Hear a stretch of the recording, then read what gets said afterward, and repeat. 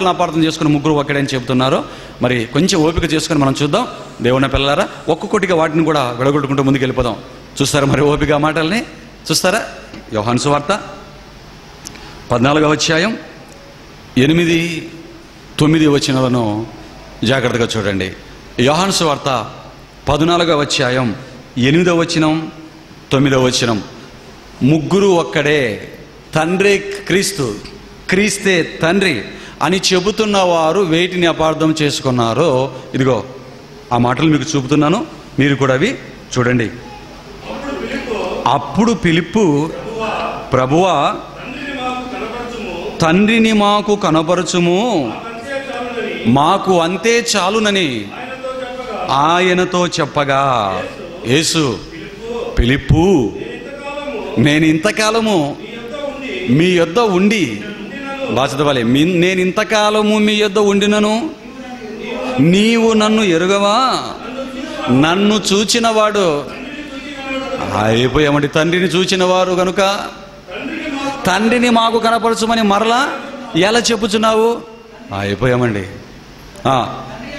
తండ్రి యందు నేనును, ఇది మరలా చెప్తాను, ఇది మరలా విడగొడతాను. ఏమండి 8, 9 చదవమన్నాను, మీరు లైన్గా చదవకండి. ఏమన్నా 8వ వచనం 9వ వచనంలో మనం జాగ్రత్తగా మనసు పెట్టి ఆలోచిస్తే ఇక్కడ ఏమంటున్నాడంటే, ఏమండి ఇక్కడే క్రైస్తవ సమాజం బాగా బాగా బాగా అపార్థం చేసుకున్నారండి. ఈ మాటను పట్టుకొనే తండ్రి కుమార త్రియేక దేవుడు అనేవారు ఈ మాటను పట్టుకొనే వేలాడుతున్నారండి. ఇందుకు వారు అనుకోవడానికి కారణం ఏంటంటే అపార్థం చేసుకోవటం. ఎందుకంటే ఇక్కడ ఫిలిప్పు గారు యేసుక్రీస్తుని ఏమని అడుగుతున్నాడు? ప్రభువా తండ్రిని మాకు కనపరచు, మాకంతే చాలు అంటున్నాడు. అప్పుడు యేసుక్రీస్తు ప్రభువుల వారు ఏమంటున్నారు? ఫిలిప్పు ఏమన్నాడు?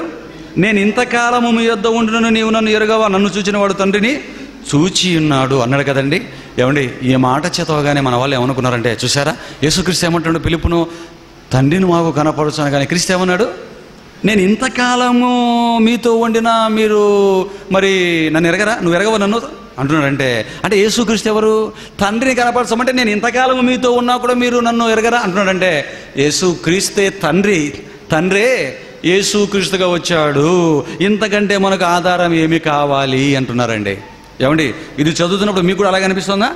నిజంగా వాక్యం తెలియకుండా ఎవరు చదివిన వారికి అవే భావాలు వస్తాయి. తండ్రిని మాకు కనపరచు అనగానే యేసుక్రీస్తు వారు, ఫిలిప్పు నేను ఇంతకాలము మీతో ఉండను, నీవు నన్ను ఎరగవా? నన్ను చూచిన వాడు ఎవరిని చూసినట్లు? తండ్రిని. ఇది చూసి తండ్రే యేసుక్రీస్తుగా వచ్చాడు అనుకున్నారు. కానీ యేసుక్రీస్తు వారి మాటల్లో భావం అది కాదండి. జాగ్రత్తగా మనసు పెట్టి వాక్యక్రమాన్ని అనుసరించి విభజిస్తే దేవుని పిల్లలారా, ఒక్కసారి ఆ మాటను మీరు మరలా చూడగలిగితే, అప్పుడు ఫిలిప్పు, ప్రభువా మాకు తండ్రిని కనపరచుము, మాకు అంతే చాలునని ఆయనతో చెప్పగా అన్నాడు. యేసుక్రీస్తు ఏమన్నాడు? ఫిలిప్పు నేను ఇంతకాలం మీతో ఉండును, నీవు నన్ను ఎరగవా? నన్ను చూసిన వాడు తండ్రిని చూసినట్లు అన్నాడు కదండి. ఏమండి ఇక్కడ ఫిలిప్పు గారు తండ్రిని చూడాలన్న ఆశతో యేసుక్రీస్తు వారిని అడిగాడు. ఏమండి యేసుక్రీస్తు వారు చెప్పిన సమాధానాన్ని మనసు పెట్టి మనం ఆలోచిస్తే తండ్రే క్రీస్తు కాదని మనకు అర్థమైపోతుంది. యేసుక్రీస్తు ఏమన్నాడు? ఫిలిప్పు నేను ఇంతకాలము మీతో ఉండినను నీవు నన్ను ఎరుగవా అన్నాడు. చూడండి, నేను ఇంతకాలము మీతో ఉండినను నన్ను ఎరుగవంటే అర్థమేమని? నన్ను ఎరుగవంటే అర్థమేమనండి? నేనే తండ్రిని అనా? కాదు. తర్వాత చూస్తే నన్ను చూచిన వాడు తండ్రిని చూచి తండ్రిని చూచినట్లే అని చెబుతున్నట్టు దాని అర్థం ఏంటో తెలుసా అండి? దాని అర్థం ఏంటో తెలుసా దేవుని పిల్లలారా? నన్ను చూస్తే తండ్రిని చూసినట్లేనంటే యేసుక్రీస్తు వారు ఎలాగైతే ఉన్నారో తండ్రి అలాగే ఉన్నాడని. ఇంకా బాగా వెళ్ళాలంటే తండ్రి ఎటువంటి లక్షణాలనైతే కలిగి ఉన్నాడో, తండ్రి ఎలాగైతే ఉన్నాడో ముమ్మూర్తల యేసుక్రీస్తు వారు కూడా అలాగే ఉన్నారు అని దాని అర్థం అండి. నన్ను చూచిన వాడు తండ్రిని చూచినట్లే అని నువ్వు ఎరగవు అంటున్నాడు అంటే తండ్రి ఎలాగైతే ఉంటాడో సాక్షాత్తు యేసుక్రీస్తు ప్రభువుల వారు కూడా అలాగే ఉంటాడు అని దాని అర్థం అండి. అలాగే ఉంటాడంటే అలాగని తండ్రికి కాళ్ళు చేతులు ఉన్నాయి, యేసుక్రీస్తు గడ్డం ఉంది కనుక తండ్రికి గడ్డం ఉంది, యేసుక్రీస్తుకు పట్టు ఉంది కనుక తండ్రికి పట్టు ఉంది, యేసుక్రీస్తుకు మరి తల ఉంది కనుక మట్టి తల మనలాంటి మట్టి తలగా తండ్రికి ఉందని కాదండి. అది కాదు అర్థం. యేసుక్రీస్తు మట్టి ఆకారంలో ఉంటున్నట్లుగా తండ్రి కూడా ఉంటారని కాదు అర్థం. లక్షణాలు, క్యారెక్టర్, పోలిక, క్రీస్తు ఎవరి పోలికతో ఎవరి లక్షణాలతో ఉన్నాడు? తండ్రి లక్షణాలు. అంటే క్రీస్తు ఎలాగైతే ఉన్నాడో, క్రీస్తు ఎటువంటి లక్షణాలను అయితే కలిగి ఉన్నాడో, తండ్రి కూడా అవే లక్షణాలను కలిగి ఉన్నాడు. తండ్రి లక్షణాలే క్రీస్తు కలిగి ఉన్నాడు. కనుక నన్ను చూస్తే ఇక నా తండ్రిని చూసినట్లే. నన్ను చూస్తూ కూడా మరలా తండ్రిని కనపరచుమని మరలా నన్ను ఎందుకు అడుగుతున్నావు నాయన నువ్వు? ఎందుకంటే తండ్రిని చూడగలరా ఎవరైనా ప్రపంచంలో? తండ్రిని చూడగలరా? అసలు యేసు క్రీస్తు వారు తండ్రిని చూపించాలనుకున్న, తండ్రిని భూలోకానికి దించిన, తండ్రిని చూడగలిగినటువంటి కన్నులు ప్రపంచంలో ఎవరికైనా ఉన్నాయా? తండ్రి గురించి వ్రాయబడిన మాట ఏంటి?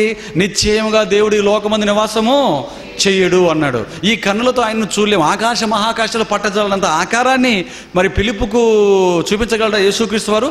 ఫిలిప్పు కన్నులు, అపోస్తలుల కన్నులు తండ్రిని చూడగలవా? చూడలేవు. అందుకేనండి యేసుక్రీస్తు వారు తండ్రిని బయలుపరచడానికి వచ్చాడు. అందుకే నేను ఇన్నాళ్ళు మీతో ఉన్న నువ్వు నన్ను ఎరగావా అంటే, నేను తండ్రిలాగా ఉన్నానని, నన్ను చూస్తే తండ్రిని చూసినట్లేనన్న సంగతి నువ్వు ఎరగావా నాయన అని అర్థం. అంతే తప్ప నేనే తండ్రిని ఎక్కడ కాదు. ఏమండి ఇంకా బాగా చెప్తాను మీకు. మరి చాలామంది అప్పుడప్పుడు కొందరు కొన్ని మాటలు అంటుంటారు. ఏమంటారంటే, సేమ్ వాళ్ళ నాన్న లాంటి లక్షణాలు కలిగిన వ్యక్తి మనకు ఉన్నారనుకోండి, అప్పుడు ఏమంటుంటారు? ఈ అబ్బాయిని చూస్తే వాళ్ళ నాన్నగారిని చూడనవసరం లేదండి అంటుంటారు. విన్నారు ఈ మాటని? మీరు విన్నారా? ఈ అబ్బాయిని చూస్తే వాళ్ళ నాన్నగారిని చూడనవసరం లేదండి అంటే అర్థం ఏమని? ఈ అబ్బాయి ఎలాగైతే ఉంటాడో, ఈ అబ్బాయి ఎలాగైతే ఉంటాడో వాళ్ళ నాన్న కూడా సేమ్ టు సేమ్ అలాగే ఉంటాడు అని. లక్షణాలు దేవుని పిల్లలారా, లక్షణాలు కంటికి కనబడుతుంది కనుక అబ్బాయిని చూస్తే వాళ్ళ నాన్నగారిని చూడవసరం లేదంటాం. ఇవి పుట్టుక, మట్టి శరీరం, అలాగే లక్షణాలు. కానీ తండ్రికి క్రీస్తు ధరించుకుని వచ్చిన మట్టి శరీరం లేదు కదా. లక్షణాలు దేవుని పిల్లలారా. ఈ అబ్బాయిని చూస్తే వాళ్ళ నాన్నగారిని చూడవసరం లేదంటే పోలికలు, లక్షణాలు, క్యారెక్టర్. ఇది మీకు అర్థమైతే, నన్ను చూచిన వాడు తండ్రిని చూచి ఉన్నాడు అంటే, ఇదిగో నేను ఎటువంటి లక్షణాలను, క్యారెక్టర్ని అయితే కలిగి ఉన్నానో నా తండ్రి కూడా అటువంటి లక్షణాలనే కలిగి ఉన్నాడు అని. అందుకే ఇంతకాలము నేను మీతో ఉండిన నువ్వు నన్ను ఎరగవా అంటే లక్షణాలను బయలుపరచడానికి వచ్చాడు యేసు. దేవుని బయలుపరచడానికి వచ్చాడు. దేవుణ్ణి చూపించడానికి రాలేదు కళ్ళతో, ఆయనలో చూపించడానికి వచ్చాడు. యేసు క్రీస్తులో తండ్రిని బయలుపరచడానికి వచ్చాడు. కనుక ఇదిగో నన్ను చూచిన వాడు తండ్రిని చూచినట్లే అన్నాడండి. ఇకపోతే అదే మాటను మరలా మనసు పెట్టి మీరు ఆలోచించినట్లయితే 9వ వచనంలో ఏమన్నాడు? యేసు ఫిలిప్పు, నేను ఇంతకాలము మీ వద్ద ఉండిన నన్ను ఎరగవా? నన్ను చూచినవాడు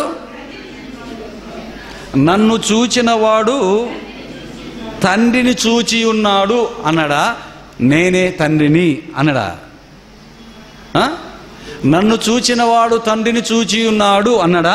నేనే తండ్రిని అన్నాడా? నేను వేరుగా ఉన్నాను నాయన, నా తండ్రి కూడా ఒక ఆయన ఉన్నాడు అంటున్నాడు అక్కడ.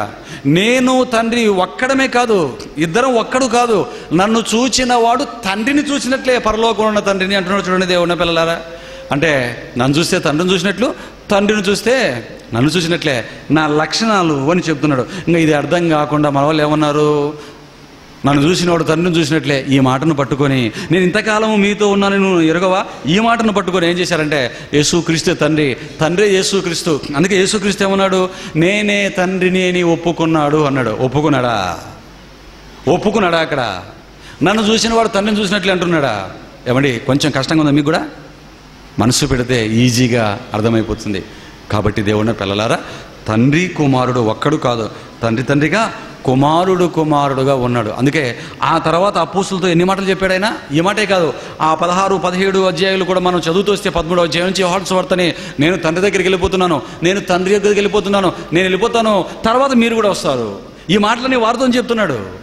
నేను వెళ్ళిపోతాను తండ్రి దగ్గరికి అంటున్నంటే, నేను తండ్రి వేరువేరని ఈజీగా చెప్తున్నా. ఇన్ని మాటలు చెప్పిన యేసుక్రీస్తు నేను తండ్రి ఇద్దరం కూడా ఒక్కడమే అని ఎలాగ చెప్తారు చెప్పండి? పొరపాటు కూడా చెప్పలేదు, చెప్పడు కూడా. ఈ మాటల అర్థం దయచేసి మీకు అర్థమైంది అనుకుంటున్నాను.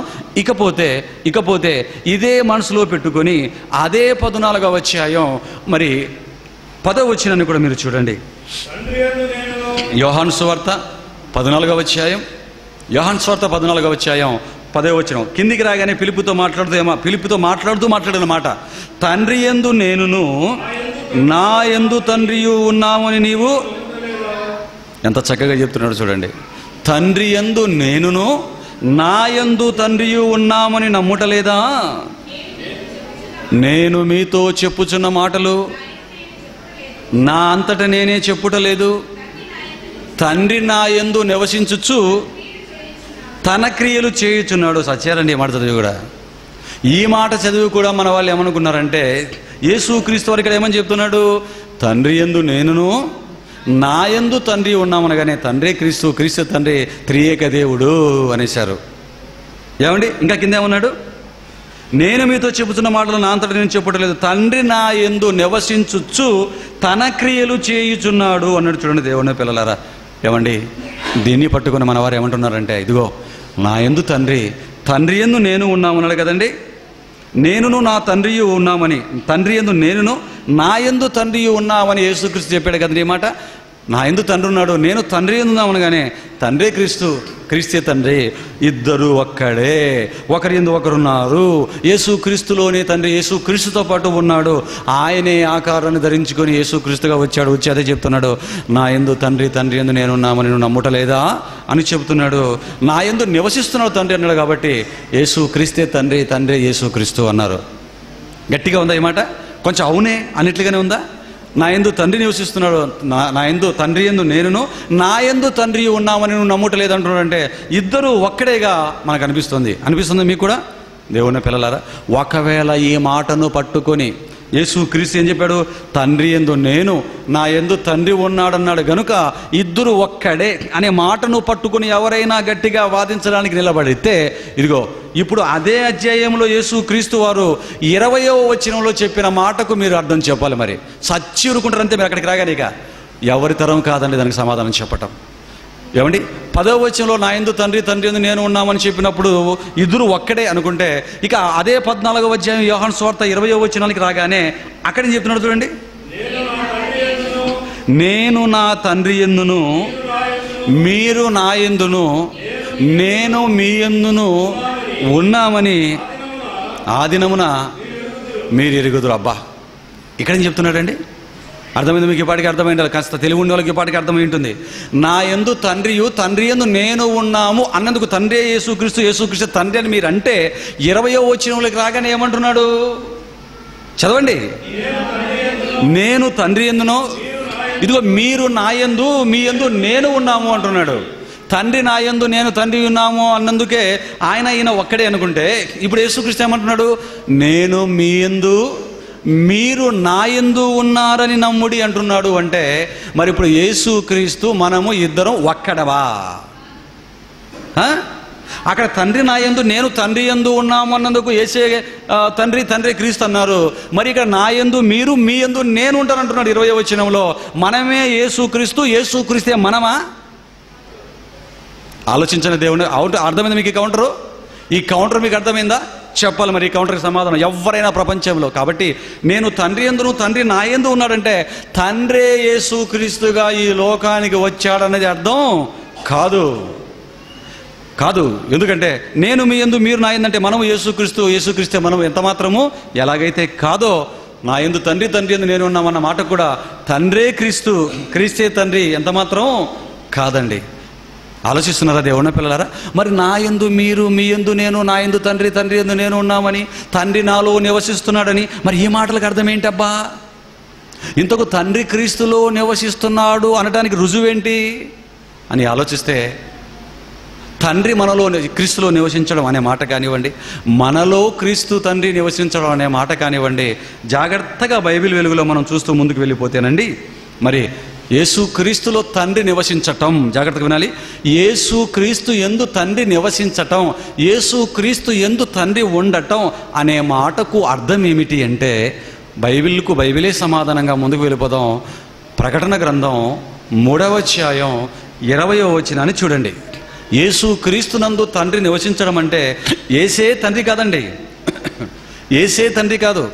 మరి క్రీస్తునందు తండ్రి నివసించడం అంటే ఏంటో ప్రకటన గ్రంథం 3వ అధ్యాయం 20వ వచనం. మనతో క్రీస్తు, మనతో వినండి, మనతో క్రీస్తు మాట్లాడుతూ చెబుతున్నటువంటి మాటలు ఇప్పుడు చదవండి. ఇదిగో నేను తలుపు నుండి తట్టుచున్నాను, ఎవడైనను నా స్వరము విని తలుపు తీసిన ఎడల నేను అతని యొద్దకు వచ్చి అతనితో నేనును నాతో కూడా అతడును భోజనము చేయుదుము. బా ఏమండి, నేను తలుపు నొద్ద నిల్చుని తట్టుచున్నాను, ఎవడైనను నా స్వరం విని తలుపు తీసిన ఎడల నేను మీలోకి వస్తాను అంటున్నాడు. భోజనం చేస్తాం, మీలో ఉంటానంటే మీలో నివసిస్తాను అని అర్థమండి. ఆలోచించండి దేవుడిని పిల్లారా. ఇంతకీ యేసుక్రీస్తు మనలోకి ఎప్పుడు వస్తానంటున్నాడండి? యేసుక్రీస్తు మనలోకి ఎప్పుడు వస్తానంటున్నాడు? తలుపు తీస్తే మీలోకి వస్తానంటున్నాడు. మరి మనలోకి యేసుక్రీస్తు వచ్చినప్పుడు యేసుక్రీస్తు ఒక్కడే వస్తాడన్నాడా? యేసుక్రీస్తుతో పాటు తండ్రి కూడా వస్తాడా? యేసుక్రీస్తుతో పాటు తండ్రి కూడా వస్తాడు. ఎలా చెప్పగలం దీన్ని మనం? దీనికి కూడా వాక్యపు ఆధారం కావాలి. యోహాను రాసిన మొదటి పత్రిక 3వ అధ్యాయం 24వ వచనం చూడండి దేవుని పిల్లలారా. ఆయన ఆజ్ఞలను గైకొనువాడు ఆయన యందు నిలిచి ఉన్నాడు, ఆయన వాని యందు నిలిచి ఉన్నాడు, ఆయన మన యందు నిలిచి ఉన్నాడని ఆయన మనకు అనుగ్రహించిన ఆత్మమూలముగా తెలుసుకొనుచున్నాము అన్నాడండి. యేసుక్రీస్తుతో పాటు తండ్రి కూడా మనలోకి ఎప్పుడు వస్తానని చెబుతున్నాడంటే, మనం ఆయన ఆజ్ఞల ప్రకారం ప్రవర్తించినట్లయితే తండ్రి అయిన దేవుడు మనలోకి వస్తాను అంటున్నాడు. చూడండి, అంటే యేసుక్రీస్తు తలుపు తడుతున్నప్పుడు తలుపు తీస్తే యేసుక్రీస్తు మనలోకి వస్తాడు. ఆయన ఆజ్ఞల ప్రకారం మనం బ్రతికితే యేసుక్రీస్తుతో పాటు మనలోకి ఎవడు వస్తాడని బైబిల్ చెప్తుంది. ఇక్కడ తండ్రి అయిన దేవుడు కూడా మనలోకి వస్తాడు అని బైబిల్ చెప్తుంది. చూడండి దేవుని పిల్లలారా, ఆలోచించండి. ఇకపోతే నాతో పాటు నా తండ్రి కూడా వచ్చి మీలో నివాసం చేస్తాడన్న యేసుక్రీస్తు చెప్పిన మాటను కూడా ఈ సందర్భంలో మనం చూద్దాం. యోహాను సువార్త 14వ అధ్యాయం 23వ వచనాన్ని చూడండి. యోహాను సువార్త 14వ అధ్యాయం 23వ వచనం. యేసు, ఒకడును ప్రేమించిన ఎడల వాడు నా మాటను గైకొనును, అప్పుడు నా తండ్రి వానిని ప్రేమించును. ఒకడు నన్ను ప్రేమించిన ఎడల వాడు నా మాటను గైకొనును, అప్పుడు నా తండ్రి వానిని ప్రేమించును. తర్వాత మాట చూడండి, మేము వాని యొద్దకు వచ్చి వాని యొద్ద నివాసము చేతుము. మేము అంటే ఎవరు? నేను, నా తండ్రి. మేమిద్దరం వానిలోకి వచ్చి నివాసము చేస్తాము అంటున్నాడు. అంటే తండ్రి మాటను ఎవడైతే గైకొంటాడో వానిలోకి యేసుక్రీస్తు వస్తాడు, తండ్రి వచ్చి నివాసము చేస్తాడు అంటున్నాడు. అదే మనము తండ్రి యందు ఉండడం, క్రీస్తు మన యందు ఉండడం, మన క్రీస్తునందు తండ్రి యందు ఉండటం అని బైబిల్ని బట్టి మనకు అర్థమవుతుంది. ఇప్పుడు నా యందు తండ్రి, తండ్రి యందు నేనును, ఆయన నా యందు నివాసం చేస్తున్నాడని యేసుక్రీస్తు యోహాను సువార్త 14:10 వచనంలో మాట మనసులో పెట్టుకుని మీరు ఆలోచిస్తే, ఇప్పుడు మనం తండ్రి యందు ఉన్నామనడానికి తండ్రి మనలో నివాసం చేయడం అని మనకు అర్థమైంది. మరి ఇప్పుడు యేసుక్రీస్తు యందు తండ్రి, తండ్రి యందు యేసుక్రీస్తు, తండ్రిలో యేసుక్రీస్తు నివాసం చేయడం అంటే తండ్రే యేసుక్రీస్తుగా రావడమా? యేసుక్రీస్తు తండ్రి ఆజ్ఞల ప్రకారం ప్రవర్తిస్తే తండ్రి వచ్చి క్రీస్తులో నివాసం చేయడమా? మనలో ఎలాగైతే తండ్రి వచ్చి నివాసం చేస్తానన్నాడో యేసుక్రీస్తులో కూడా వచ్చి నివాసం చేస్తానన్నాడు. ఇది మీకు అర్థమైంది అనుకుంటున్నాను. మనలో తండ్రి ఆయన ఆజ్ఞల ప్రకారం బ్రతికితే మనలోకి వస్తానంటున్నాడు. అలాగనే మనమే తండ్రి, తండ్రి మనమా? ఎలాగైతే మనలో నివసిస్తాడో క్రీస్తులో కూడా ఆయన తండ్రి ఆజ్ఞల ప్రకారం బ్రతుకుతున్నాడు గనుక తండ్రి వచ్చి నివాసము చేస్తాడు, నాలో నివసిస్తున్నాడు అన్నాడే తప్ప నేనే తండ్రిని అని ఎంత మాత్రం యేసుక్రీస్తు ప్రభుల వారు అనలేదన్న సంగతి ఇక్కడ మనకు అర్థమవ్వాలి. అర్థమైందా? తండ్రి తండ్రే, క్రీస్తు క్రీస్తే. నెక్స్ట్ మరొక పాయింట్ మనం మరొక వచనాన్ని ముందు పెట్టుకుని ఆలోచిస్తే, మన వాళ్ళు అపార్థం చేసుకున్న మరొక 3వ పాయింట్ని మనం ఆలోచిస్తే చూడండి, యోహాను సువార్త 10వ అధ్యాయం 38వ వచనం. యోహాను సువార్త 10వ అధ్యాయం 38వ వచనాన్ని జాగ్రత్తగా బైబిల్ చదవండి. జాగ్రత్తగా బైబిల్లో చదవండి నాన్న. యోహాను సువార్త 10:38. యేసు మరల తనలో మూలుగుచు సమాధి యొద్దకు వచ్చెను.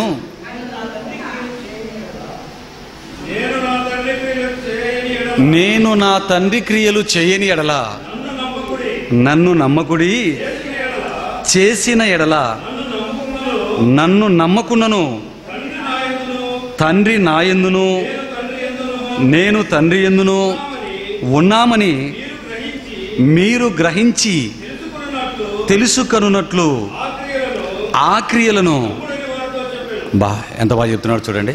తండ్రి నాలోకి ఎందుకు ఎప్పుడు వచ్చి నివసిస్తున్నాడు అంటే ఆయన క్రియలు నేను చేయటాన్ని బట్టి ఆయన నాలోకి వచ్చాడు అంటున్నాడు తప్ప మరొక అర్థంతో ఈ మాటలు మాట్లాడట్లేదండి. ఇవన్నీ చూసుకుని తండ్రి క్రీస్తు, క్రీస్తు తండ్రి అనుకున్నారు తప్ప యేసు క్రీస్తులోకి తండ్రి ఎందుకు వచ్చాడంటే తండ్రి క్రియలు చేస్తున్నాడు గనుక తప్ప మరొక ఆలోచనతో ఆయన రాలేదండి.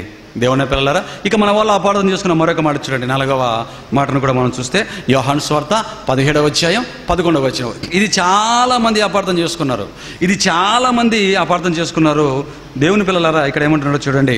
ఎందుకంటే ఈ మాట చదివి చాలామంది తండ్రి క్రీస్తు, క్రీస్తు తండ్రి, ఇంకా దీనికి మించింది ఏం చెప్తారో చెప్పండి, ఇంకా మేము నమ్మమనే వాళ్ళు కూడా కొందరు ఉన్నారు. మరి ఏంటి అంత గట్టిగా తండ్రి కుమార త్రియేక దేవుడని వీరు అనుకుంటున్నటువంటి మాట అని జాగ్రత్తగా మనం చూస్తే మన వాళ్ళు పొరపాటు పడిన మాట చదవండి. 17, 11 యోహాను సువార్త. ఇప్పుడు మళ్ళీ చదవండి. ఇప్పుడు నేను నీ యొద్దకు వచ్చుచున్నాను, నా సంతోషము వారి యందు పరిపూర్ణమగునట్లు లోకమందు ఈ మాటలు చెప్పుచున్నాను. తప్పు చదివారు నాన్న. జాగ్రత్తగా మీరు రెఫరెన్స్లు చదవాలి, లేకపోతే మీరు గందరగోళం చేసి పడేస్తారు సబ్జెక్ట్ని. యోహాను సువార్త 17వ అధ్యాయం 11 11th వర్స్ చూడండి. నేనికను లోకములో ఉండను గాని మీరు లోకములో ఉన్నారు, నేను మీ యొద్దకు వచ్చుచున్నాను. పరిశుద్ధుడవైన తండ్రి, ఇది ఇంపార్టెంట్ ఈ మాట, మనము ఏకమై ఉన్నలాగున వారును ఏకమై ఉండునట్లు నీవు నాకు అనుగ్రహించిన నీ నామమందు వారిని కాపాడుము అన్నాడు. చూడండి దేవుని పిల్లలారా, ఈ మాట చదివి అపార్థం చేసుకున్నారు. ఇంతకు ఏముంది అపార్థం చేసుకోవడానికి? దేనిని బట్టి మన వారు అపార్థం చేసుకున్నారు అంటే చదువుతాను చూడండి మరలా. మనము ఏకమై ఉన్నలాగున వారు ఏకమై ఉండునట్లు నీవు నాకు అనుగ్రహించిన నీ నామమందు వారిని కాపాడి తిని అన్నాడు కదండి. అంటే ఇక్కడ యేసుక్రీస్తు ఏమంటున్నాడు? నీవు నా యందు, మనము ఏకమై ఉన్నలాగున అన్నాడు. మనము ఏకమై ఉన్నలాగున అన్న మాటను పట్టుకొని, అంటే తండ్రి కుమారుడు ఎలాగున్నారు? ఏకమై ఉన్నారు. మరి ఇంతకంటే మనకేం కావాలండి? తండ్రే క్రీస్తు, క్రీస్తే తండ్రి. ఎందుకంటే ఆయన స్వయంగా చెప్తున్నాడు మనము ఏకమై ఉన్నలాగున అన్నాడు. అంటే తండ్రి కుమారుడు కలిసిపోయి ఒక్కడుగా ఉన్నారు. తండ్రి కుమార పరిశుద్ధాత్మ త్రియేక దేవుడు. ఇంకా దీనికి మించి మాకు చెప్పకండి అంటున్నారు. పాపం ఏమండి, ఈ మాటకు అర్థమదా? మనము ఏకమై ఉన్నలాగునంటే నువ్వు నేను ఇద్దరము ఒక్కడే అని అర్థం. మనము ఏకమై ఉన్నలాగంటే ఆ మాటకు అర్థమదా అండి? కాదండి. ఇంకా ఇదే అధ్యాయంలో 17వ అధ్యాయంలో 20వ వచనం 21వ వచనాన్ని కూడా మీరు జాగ్రత్తగా చదివినట్లయితే అక్కడ కూడా ఏమన్నాడు చూడండి. ఈ మాటను కూడా మనసులో పెట్టుకుని మన వాళ్ళు అపార్థం చేసుకున్నారు. మరియు నీవు నన్ను పంపితువని లోకము నమ్మునట్లు తండ్రి నా యందు నీవును నీ యందు నేనును ఉన్నలాగున. ఇవన్నీ అపార్థం చేసుకోవడానికి అవకాశం ఉన్న మాటలండి. నా యందు నీవును నీ యందు నేనును ఉన్నలాగున వారు మన యందు ఏకమై ఉండవలెనని వారి కొరకు మాత్రము కాదు, వారి కొరకు మాత్రము నేను ప్రార్థించట్లేదు, వారి వాక్యం వల్ల నా యందు విశ్వాసముంచు వారందరూ ఏకమై ఉండవలని వారి కొరకు ప్రార్థించుచున్నాను అన్నాడండి. ఏమండి, ఈ మాటను మీరు జాగ్రత్తగా చదివితేనండి, ఈ మాటను మీరు జాగ్రత్తగా చదివితే మనము ఏకమై ఉన్నలాగున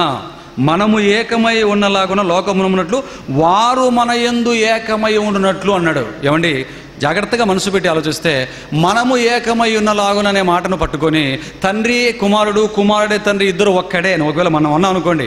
ఇక్కడికి రాగానే ఇక్కడ ఏమంటున్నాడు? నా యందు నీవును నీ యందు నేనును ఉన్నలాగున వారును మన యందు ఏకమై ఉండవలని. మరి ఈ మాటకు అర్థం ఏం చెప్తారు? సమాధానం ఏం చెప్తారు? అంటే తండ్రి కుమారుడు మనము ముగ్గురం ఒక్కడా? మనము ఏకమై ఉన్నలాగునంటే తండ్రి కుమారుడు ఒక్కడు, ఇద్దరు ఒక్కడే అని అంటున్నప్పుడు మరి మన యందు వారు ఏకమై ఉండలాగున అంటున్నాడంటే దేవుని పిల్లలారా, మనము తండ్రి క్రీస్తు అందరం కలిపి ఒక్కడా అందరం కలిపి వేరువేరుగా ఉన్నామా? కాబట్టి ఇంతకు ఏకమై ఉండటం అంటే అర్థం ఏంటబ్బా? మనము ఏకమై ఉన్నలాగున అనే మాటకు అర్థం ఏంటంటే ఏకమై ఉన్నలాగునంటే ఇద్దరిలో నాలో నువ్వు నేను కలిసిపోయి ఒక్కడుగా ఉంటామని కాదు అర్థం. ఏకమై ఉండడం అంటే పనిలో ఒక్కటిగా ఉండడం, ఆలోచనలో, కార్యక్రమాలలో, అన్నింటిలో కూడా ఒక్క మాట మీద ఉండటాన్నే ఏకమై ఉండటం అంటాడండి. ఆలోచించండి దేవుని పిల్లారా, భార్యాభర్తల గురించి బైబిల్ ఏమన్నాడండి? ఏక శరీరం అంటాడు. ఆలోచించండి, అంటే తండ్రి కుమార పరిశుద్ధాత్మలు వాళ్ళు ముగ్గురు కూడా ఏకమై ఉన్నారు, ఒక్కటిగా ఉన్నారు, కానీ ఒక్కడు కాదు. అర్థమవుతుంది మాట? జాగ్రత్తగా అర్థం అవ్వాలి. తండ్రి కుమార పరిశుద్ధాత్మలు ముగ్గురు ఒక్కటే, తండ్రి కుమార పరిశుద్ధాత్మలు ముగ్గురు ఒక్కటే, కానీ తండ్రి కుమార పరిశుద్ధాత్మలు ముగ్గురు ఒక్కడు కాదు. ఒక్కటేకి ఒక్కడుకు తేడా ఉందా లేదా? ఒక్కటిగా ఉండటానికి ఒక్కడుగా ఉండటానికి తేడా ఉందంటారా లేదంటారా? చెప్పండి దేవుని పిల్లలారా. ఈ తేడా తెలియకపోతే మనము కూడా తండ్రి కుమార పరిశుద్ధాత్మ త్రియేక దేవుడు ముగ్గురు ఒక్కడే దేవుడు అని మనం కూడా ప్రకటించేస్తాం. కానీ ఏకం ఒక్కటిగా ఉండటానికి ఒక్కడిగా ఉండటానికి తేడా ఉంది. జాగ్రత్తగా దాన్ని విప్పుతాను, దయచేసి మీరందరూ కూడా ఆలోచించండి దేవుని పిల్లలారా. ఈ మాటను జాగ్రత్తగా మనం జాగ్రత్తగా ఆలోచిస్తే ఒక తండ్రికి ఇద్దరు కుమారులు ఉన్నారనుకోండి, అలా ఒక తండ్రికి ఉన్న ఇద్దరు కుమారులు, వీరందరూ కూడా తండ్రి కానివ్వండి కుమారులు కానివ్వండి, మేమందరము కూడా ఒక్కటిగా ఉన్నాం, ఏకమై ఉన్నాం అన్నారనుకోండి. దాని అర్థం ఏమని? ముగ్గురు ఒక్కడనా, ముగ్గురు వేరువేరేనా? ఎందుకంటే మరి ఒక్కటే అనే మాటకు అర్థం ఏంటి? ఆలోచనలో, ప్రవర్తనలో, పనిలో ఏది చేసినా మేము ముగ్గురము ఒక్కటిగా చేస్తాము అని అర్థమండి. ఉదాహరణకి మంచి ఎగ్జాంపుల్ చెప్తాను. మీరు ఒక తండ్రికి ఇద్దరు కుమారులు ఉంటున్నప్పుడు తండ్రి ఏమనుకుంటాడు? నేను ఇల్లు కట్టాలి అనుకున్నాడు. ఆలోచన తండ్రిది. ఇల్లు కట్టాలనుకున్నాడు అనుకోండి. ఇద్దరు కుమారులను పిలిచి ఒక కుమారుడికి మరి డబ్బులు ఇచ్చి సామాన్లన్నీ, వస్తువులు, సిమెంటు, కంకర, రాడ్స్ అన్ని తెచ్చేనాయనా అని సామాన్లు సమకూర్చే పని ఒక కుమారుడికి ఇచ్చి, ఇక రెండవ కుమారుడికి ఆ పనిని పర్యవేక్షించి, పనిని ఆ తాపీ మేస్త్రీలు కడుతున్నప్పుడు మరి ఈ పనినంతా కూడా దగ్గరుండి పర్యవేక్షించవలసిన బాధ్యత ఒక కుమారుడికి మరి అప్పగించాడు అనుకోండి. దీన్ని ఏమంటారు? పనిలో ఏకత్వం పొందడం అంటారు. ఏమండి? అప్పుడు వారు ఏమంటారండి? తండ్రిని అడిగితే తండ్రి ఏమంటాడు? నేను ఇల్లు కట్టానండి అంటాడు. కుమారుడు ఏమంటాడు? నేను ఇల్లు కట్టించానండి అంటాడు. రెండో కుమారుడు ఏమంటాడు? నేను ఇల్లు కట్టించానండి అంటాడు. మొత్తానికి ముగ్గురు కలిపి కట్టించారా లేదా? ముగ్గురు కట్టించారా లేదా? కట్టించారు. ఆలోచించండి, ఆలోచన తండ్రిదిగా ఉంది, పని మాత్రం ఇద్దరి కుమారులదిగా, పర్యవేక్షణ పని ఇద్దరి కుమారులదిగా మనకు అర్థమవుతుంది. ఇది మీకు అర్థమవుతే ఏమంటే తండ్రి కుమారులు ఒక్కటిగా ఉన్నారు అనడానికి అర్థం ఏంటంటే, ఒకరి యందు ఒకరు ఏకమై ఉన్నారు, ఒక్కటిగా ఉన్నారు అనడానికి అర్థం ఏంటంటే, ఆలోచనలో, ప్రవర్తనలో, పనిలో ముగ్గురు ఒకే ఆలోచన, ఒకే పనిని చేస్తారు అన్నది మనకు తెలియాలి. ఉదాహరణకి ఈ సృష్టిని చేయాలి అని ఎవరు అనుకున్నారు? తండ్రి అయిన దేవుడు అనుకున్నాడు. ఆలోచన ఆయనది, మూల కారకుడు ఆయన. మరి ఈ సృష్టిని చేయాలి అనుకుంటున్నప్పుడు మరి ఈ సృష్టిని పర్యవేక్షించే బాధ్యతను ఎవరికి అప్పగించాడు? పరిశుద్ధాత్ముడు, తన కుమారుడైన పరిశుద్ధాత్ముడికి అప్పగించాడు. ఎక్కడుంది అది? ఆదికాండం 1వ అధ్యాయం 2-3 వచనాలు చూడండి. ఆదికాండం 1వ అధ్యాయం 2వ వచనం చూడండి దేవుని పిల్లలారా. భూమి నిరాకారంగాను శూన్యముగాను ఉండెను, చీకటి అగాధ జలముల మీద కమ్మియుండెను, దేవుని ఆత్మ జలముల పైన అల్లాడుచుండెను. సృష్టి చేస్తున్నది తండ్రి అయిన దేవుడు. మరి ఆయన చేస్తున్నటువంటి ఆ సృష్టిని పర్యవేక్షిస్తున్నది ఎవరు?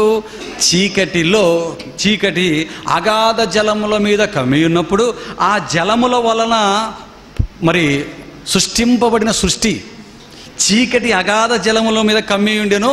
ఏమండి?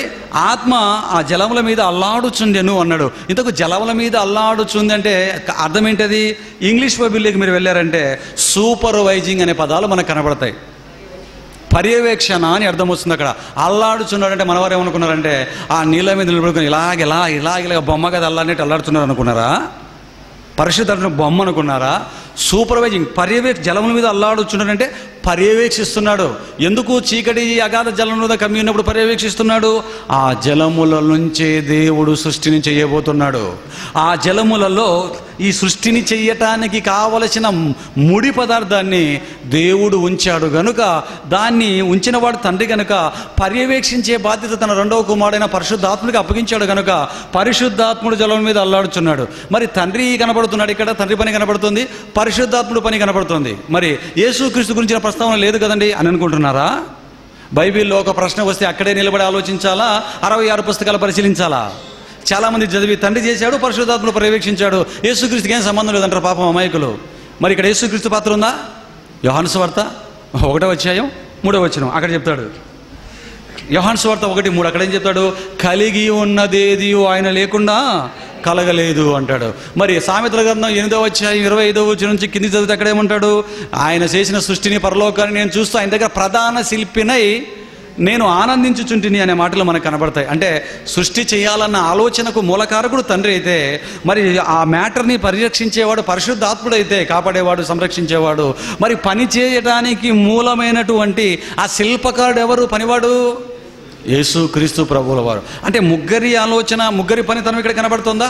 సృష్టి చేయాలన్న తండ్రి ఆలోచనతో యేసుక్రీస్తు ఏకీభవిస్తున్నాడు, తండ్రి కుమారుడైనటువంటి పరిశుద్ధాత్ముడు కూడా ఏకీభవిస్తున్నారు. అంటే మనం ఏకమై ఉన్నలాగునంటే ఆలోచనలో, పనుల్లో, తలంపుల్లో, కార్యక్రమాలలో ఏకమై ఉన్నారన్న సంగతి ఇక్కడ మనకు అర్థం కావాలి. దేవుని పిల్లరా, మీకు ఎంతవరకు అర్థమైందో? మరి మీకు అర్థమైందా? వారు ఏకమై ఉన్నలాగునంటే, మనం ఏకమై ఉన్నలాగునంటే అందరూ ఒకే ఆలోచనతో ఉన్నారు అని అర్థం.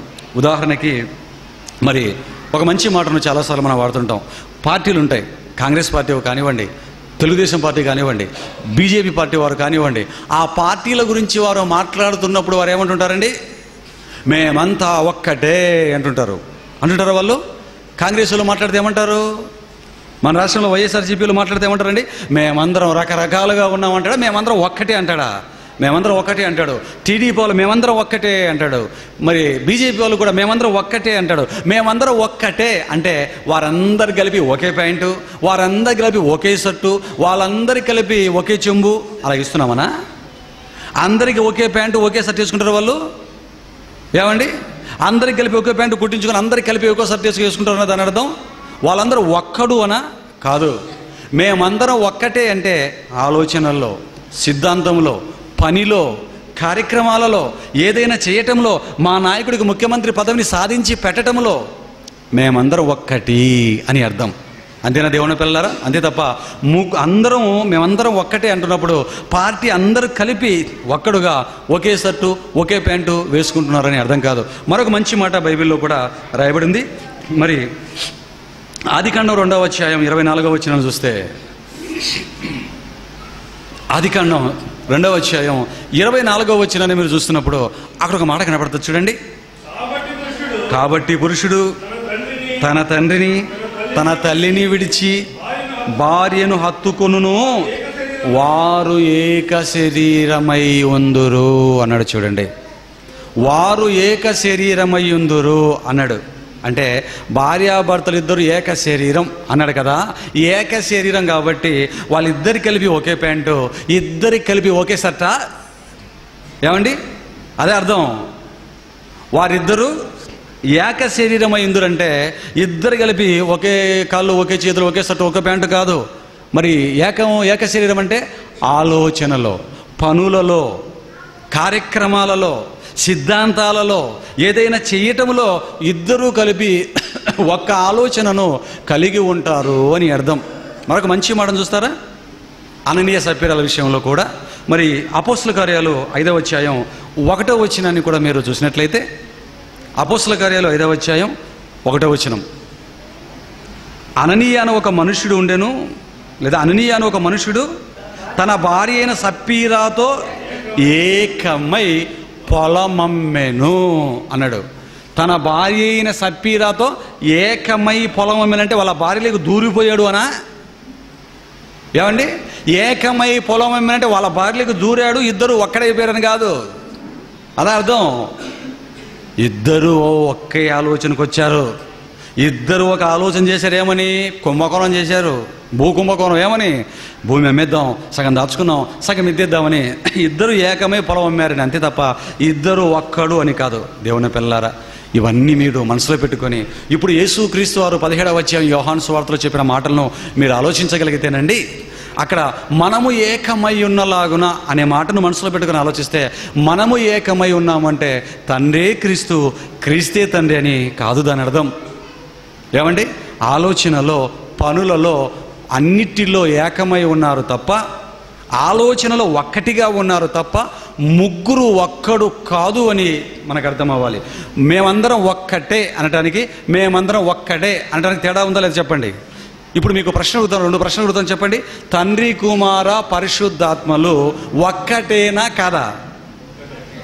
బాగా చెప్పాలి, ఆలోచించి. తండ్రి, కుమార, పరిశుద్ధాత్మలు ఒక్కటేనా కాదా? ఒక్కటే. తండ్రి, కుమార, పరిశుద్ధాత్మలు ఒక్కడా? కాదు. చూసారా, ఒక్కటేకి ముగ్గురు ఒక్కటే అనడానికి, ముగ్గురు ఒక్కడే అనడానికి తేడా ఉందంటారా లేదంటారా? ముగ్గురు ఒక్కటే అంటే తండ్రి వేరుగా, కుమారుడు వేరుగా, పరిశుద్ధాత్మడు వేరుగా ఉంటున్నప్పటికీ ఆలోచనలో, పనుల్లో, కార్యక్రమాల్లో ఒక్కటిగా ఉన్నారు అని అర్థం. ముగ్గురు ఒక్కడే అంటే తండ్రి క్రీస్తు, క్రీస్తే తండ్రి, పరిశుద్ధాత్ముడే క్రీస్తు, క్రీస్తే పరిశుద్ధాత్ముడు కలగాపలగమని అర్థం. ముగ్గురు ఒక్కటే. జాగ్రత్తగా ఈ విషయం అర్థం కావాలి. మన వాళ్ళు ఈ మాటలు చదివి అర్థం కాక ముగ్గురు ఒక్కటే అనగానే ముగ్గురు ఒక్కడేలే అనుకుంటారు. ఏమండి, ముగ్గురు ఒక్కటే, కానీ తండ్రి, కుమార, పరిశుద్ధాత్మలు ముగ్గురు ఒక్కడు ఎంత మాత్రం కాదు అని మనకు అర్థమవుతుంది. ఏమండి, ఇవేనండి మన వాళ్ళు చదివి అపార్థము చేసుకున్నటువంటి అనేకమైనటువంటి మాటలు. ఇకపోతే మరొక మాటని భయంకరంగా అపార్థం చేసుకున్నారు. ఆ మాట చెప్పి నేను ముగిస్తాను. మరి మన వాళ్ళు తండ్రి, కుమార, త్రియేక దేవుడని, యేసు క్రీస్తే తండ్రి అని, తండ్రే యేసు క్రీస్తే అని అపార్థం చేసుకున్న మరి ఒక మాటను చూద్దాం చివరిగా. మరి యెషయా గ్రంథం చూడండి. యెషయా గ్రంథం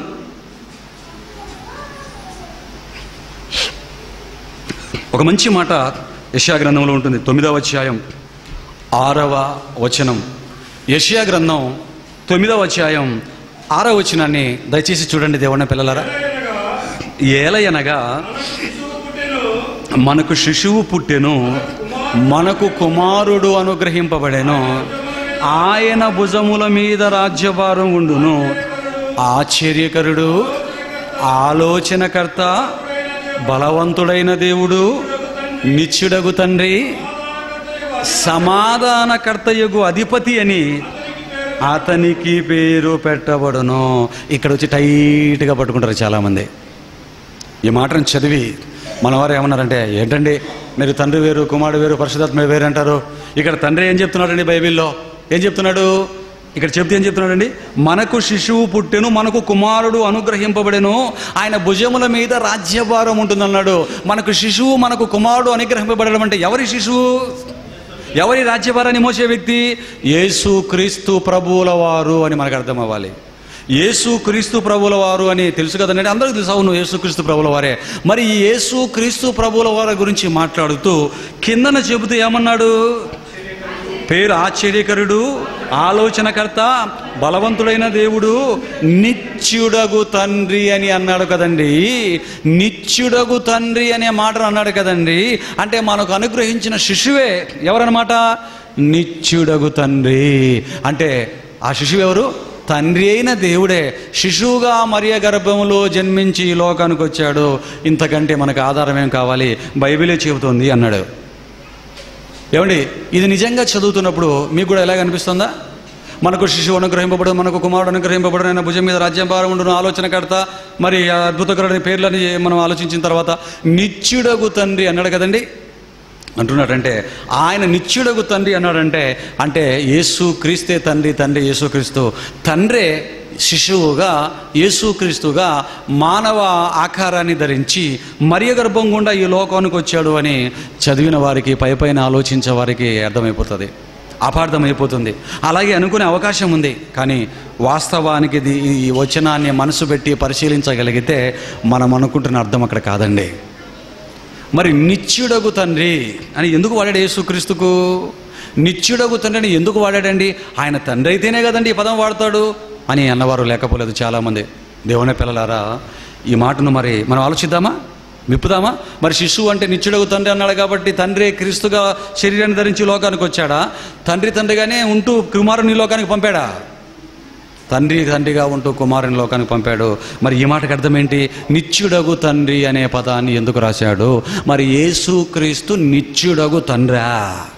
అని మనం ఆలోచిస్తేనండి, ఈ మాటను ఒక్కసారి మనం చదివితే ఆ కిందికి రాగానే మనం మరి ఏమంటున్నాడు, నిత్యుడగు తండ్రి సమాధానకర్తయకు అధిపతి అని అతనికి పేరు పెట్టబడున అతనే తండ్రి, అతనికి పేరు పెట్టబడును అన్నాడు.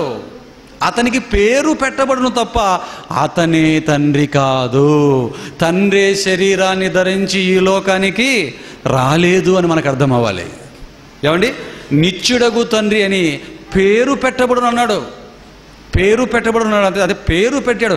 ఆ పేరైనా ఎందుకు పెట్టాడు? రాజు తర్వాత రాజు, ప్రభువు తర్వాత ప్రభువు, తండ్రి తర్వాత తండ్రి అన్నట్టుగా తండ్రి తర్వాత తండ్రి అంతటి బాధ్యతలు భుజస్కంధాల మీద వేసుకున్నాడు గనుక తండ్రి మోచినట్లే మన భారాన్ని మోస్తాడు గనుక నిత్యుడగు తండ్రి అని పేరు పెట్టబడును అన్నాడు తప్ప తండ్రే క్రీస్తుగా శిశువుగా ఈ లోకానికి రాలేదు అని మీకు అర్థం అవ్వాలి. మీకు అర్థమైంది ఈ పాయింట్ దేవుని పిల్లలారా? నిత్యుడగు తండ్రి అనే మాట ఎందుకు అన్నాడు అని పేరు పెట్టబడును. పేరు పెట్టాడు ఎందుకు? అటువంటి భారాన్ని మోస్తాడు కనుక. మరి ఇక్కడ యేసుక్రీస్తు గురించి మరి రాసిన మాటలను కూడా మనం ఆలోచిస్తే ఆయనకు పెట్టబడిన పేర్ల గురించి ఈ పేరుతో పాటు మరికొన్ని పేర్లు చెప్పాడు. ఏంటి ఆ పేర్లు? ఆశ్చర్యకరుడు, ఆలోచనకర్త, బలవంతుడైన దేవుడు, సమాధానకర్త. మీరు మింగి చదవద్దండి. ఎందుకు మింగుతున్నారు? లైన్గా చదవండి నాన్న. నిత్యుడగు బలవంతుడైన దేవుడు, నిత్యుడగు తండ్రి, సమాధానకర్తయగు అధిపతి అని అతనికి పేరు పెట్టబడను. నిత్యుడగు తండ్రి అనే పేరుతో పాటు మిగతా చదివినటువంటి ఈ పేర్లు కూడా పెట్టబడతాయి అన్నాడు. అదండి దాని అర్థం. పేరు పెట్టబడును అన్నాడే తప్ప వాస్తవానికి యేసు క్రీస్తే తండ్రి ఎంత మాత్రం కాదండి. ఆలోచించండి దేవుడిని పిల్లరా. ఇంకా మనం ముందుకు వెళ్ళి ఆలోచిస్తే తండ్రి క్రీస్తును నిత్యుడగు తండ్రిని ఎందుకు ముద్దుగా పిలుచుకోకూడదు? మన బిడ్డలు మనం ఏమని పిలుస్తామండి? మనకు పుట్టిన బిడ్డలు మనం ఏమని పిలుస్తాం? అబ్బాయిలు అయితే నా కుమారుడా, నాకు పుట్టిన నా కొడుకా అని మాత్రమేనా? ఇంకేమైనా పదాలు పడతామా? ఇక్కడికి వచ్చేసరికి మీకు అర్థం కావట్లేదు. నాన్న, నా ముద్ది కన్నా నాన్న. మన నాయన వాడు మన నాయన. నేను కన్నాడు వాడు. నీ బిడ్డను ఏమంటావు? నాన్న, నా బంగారు కొండే, నా ముద్దుల తండ్రే అంటుంటారా? నా ముద్దుల తండ్రి, మా నాన్న అంటే వాడికి నువ్వు పుట్టావనా? నీకు వాడు అలాగంటే వాడికి నువ్వు పుట్టావనా? ఆపార్థం కదా ఇది. నా నాన్న అసలు పిలవడం. కొందరైతే అసలు పిల్లల్ని అసలు పేరు పెట్టి పిలవడండి. నాన్న అంటాడు. ఆడపిల్లలు అయితే ఏమంటాం? అమ్మా, చిట్టి తల్లి అంటే మీ అమ్మ ఏమేమన్నా? ఆమెకు అమ్మ తల్లి అని మన బిడ్డను ఆవిడకు మనం పుట్టే మనల్ని కనిందామే కాదండి. ఆ భావం, మన తల్లిలో ఉన్న ప్రేమ, మన తల్లిలో ఉన్న ఆప్యాయతను అంతా కూడా మన మనసులో రంగరించుకొని బిడ్డ రూపంలో చూసుకుంటూ తల్లి, నాన్న అని పిలుచుకుంటాం. చూసారా? కొడుకునైతే నాన్న, చిటికన్నా అనే పదాలు వాడతాం. ఇప్పుడు యేసు క్రీస్తు వారిని తండ్రి కూడా తన తర్వాత తన అంతటి క్యారెక్టర్ కలిగి ఉన్నాడు కనుక, అంటే లక్షణాలు కలిగి ఉన్నాడు కనుక నాయన, నిత్యుడగు తండ్రి అని ముద్దుగా ఎందుకు పిలుచుకోకూడదు? ఎందుకు పిలుచుకోకూడదు చెప్పండి దేవుని పిల్లలారా? పిలుచుకుంటున్నాడండి. కాబట్టి నిత్యుడగు తండ్రి అని దేవుడిని అంటున్నాడు. ఆ పేర్లు ఆలోచనకర్త, సమాధాన అధిపతి, ఇవన్నీ పేర్లు పెట్టినవాడు తండ్రి అయినటువంటి దేవుడు. ఎందుకంటే ఆ కార్యక్రమాలు చేసేవాడు గనుక ఈ పేర్లు యేసుక్రీస్తుకు వచ్చాయి. ఆశ్చర్యకార్యాలు చేశాడా? ఆలోచనకర్తగా ఉన్నాడా? సమాధానకర్తగా ఉన్నాడా? మరి అధిపతిగా ఉన్నాడా? నిత్యుడగు తండ్రి అంటే తండ్రి తర్వాత తండ్రి అంత బాధ్యతలు నిర్వర్తించాడండి. తండ్రి తర్వాత తండ్రి అంత బాధ్యతలు ఒక అన్నగా ఉంటూ మనకు నిర్వర్తించిన వాడు కనుకే నిత్యుడగు తండ్రి అని ఆలోచనకర్త, ఆశ్చర్యకరనే పేరుతో పాటు ఈ పేరు కూడా పేరు పెట్టబడును. వాస్తవానికి ఆయనే తండ్రి ఎంత మాత్రం కాదని మీకు అర్థం అవ్వాలి. మరి ఇక్కడికి పాఠం ఆపించుకుందాం దేవుని పిల్లలారా. మరి వచ్చే వారం కూడా మరికొంత పాఠం ఉంది. ఎందుకంటే మరి ఇప్పుడు మీరు ఆలోచించిన దాన్ని బట్టి తండ్రి తండ్రిగా, కుమారుడు కుమారుడుగా, పరిశుద్ధాత్ముడు పరిశుద్ధాత్మగా, ముగ్గురు ఒక్కటిగా ఆలోచనలో పనుల్లో మరి ఉన్నారు అని. కానీ అస్తిత్వానికి వచ్చేసరికి ఆలోచనలో ఒక్కటిగా ఉన్నారు, కానీ అస్తిత్వానికి వచ్చేసరికి తండ్రి తండ్రిగా, కుమారుడు కుమారుడుగా, పరిశుద్ధాత్ముడు పరిశుద్ధాత్ముడుగా ఉన్నాడన్న నగ్న సత్యాన్ని ఈ పాటలో మీరు తెలుసుకున్నారు. ఇకపోతే క్రైస్తవ సమాజం తండ్రి కుమార త్రియేక దేవుడుగా అపార్థం చేసుకున్న మాటలన్నీ కూడా మీరు విన్నారు. మరి దీనితో పాటు మరికొన్ని మాటలను కూడా, చాలా మాటల్ని తండ్రి కుమారుడు, కుమారుడే తండ్రి, తండ్రి కుమార పరిశుద్ధాత్మ దేవుడని క్రైస్తవ సమాజం, ప్రపంచ క్రైస్తవ సమాజం అపార్థం చేసుకున్న మరికొన్ని మాటల్ని నెక్స్ట్ పార్ట్లో అద్భుతంగా మనం విభజించుకొని వాక్యక్రమంలో ముందుకు వెళ్దాం. మరి తండ్రి కుమార పరిశుద్ధాత్మలు వేరు వేరని తెలియజేసే పుంకాలుగా అనేక మాటలు, తండ్రి కుమార పరిశుద్ధాత్మ త్రియేక దేవుడని మన వాళ్ళు అపార్థం చేసుకున్న మరికొన్ని మాటలను కూడా నెక్స్ట్ పార్ట్లో, చివరి పార్ట్లో నేను మరి మాట్లాడతాను. దేవుని పిల్లలారా, ఇంతవరకు ఈ పార్ట్ను జాగ్రత్తగా మనసు పెట్టి మీరు అర్థం చేసుకోండి. ఇంటికి వెళ్ళిన తర్వాత బైబిల్ తీయండి, బైబిల్లో నేను చెప్పిన సంగతులు అలాగ ఉన్నావు లేవో చూడండి. ఎందుకంటే ఇంతవరకు వాక్యోపదేశకుడు చెబుతున్నట్లు బైబిల్ అలాగ ఉందో లేదో చూసుకోకపోవటం వలన ఈ అపార్థాలన్నీ కూడా దారితీసాయి. ఇప్పటికీ ఇంకా మన వాళ్ళు బైబిల్ చూసుకోవటం లేదు. మా అయ్యగారు చెప్తే రైటే చెప్తారులే అనుకుంటున్నారే తప్ప, మా అయ్యగారికి దేవుడు ఏం చెప్పాడు, మా అయ్యగారు చెప్పిన బైబిల్ ప్రకారం ఉందో లేదో చూసుకునే పరిస్థితిలో క్రైస్తవ సమాజం లేదు. కాబట్టి దేవుని పిల్లలారా, మీరు అలాగ అందులుగా, గుడ్డివారుగా ఉండకుండా మరి బైబిల్లో మేము చెప్తున్న మాటలు లేఖనానుసారంగా ఉన్నాయో లేవో ప్రతి దినము, ప్రతి వారం కూడా మీరు పరిశీలించాలి. మరి చెప్పిన సంగతులు ఇంటికి వెళ్ళి మీరు పరిశీలించండి. ఏమైనా ప్రశ్నలు ఉన్నట్లయితే మరి చివరి పాట అయిపోయిన తర్వాత మీరు అడుగుదురు. కానీ ఈలోపు మీకు వచ్చే ప్రశ్నలు ఏమైనా మీరు రాసుకోండి. మ్యాక్సిమం 99.9% ప్రశ్నలు రాకుండానే ఈ పాఠం అంతా కూడా మేము క్లియర్గా మీకు చేస్తాను. దేవుని పిల్లలారా, ఈ విషయాన్ని ఆలోచించండి. మరి దేవుడు మీకు తోడై ఉండరులో చెబుతూ నేను ఏం మాట్లాడాను అంటే, చెప్పగలరు ఎవరైనా మీలో ఏం మాట్లాడానో?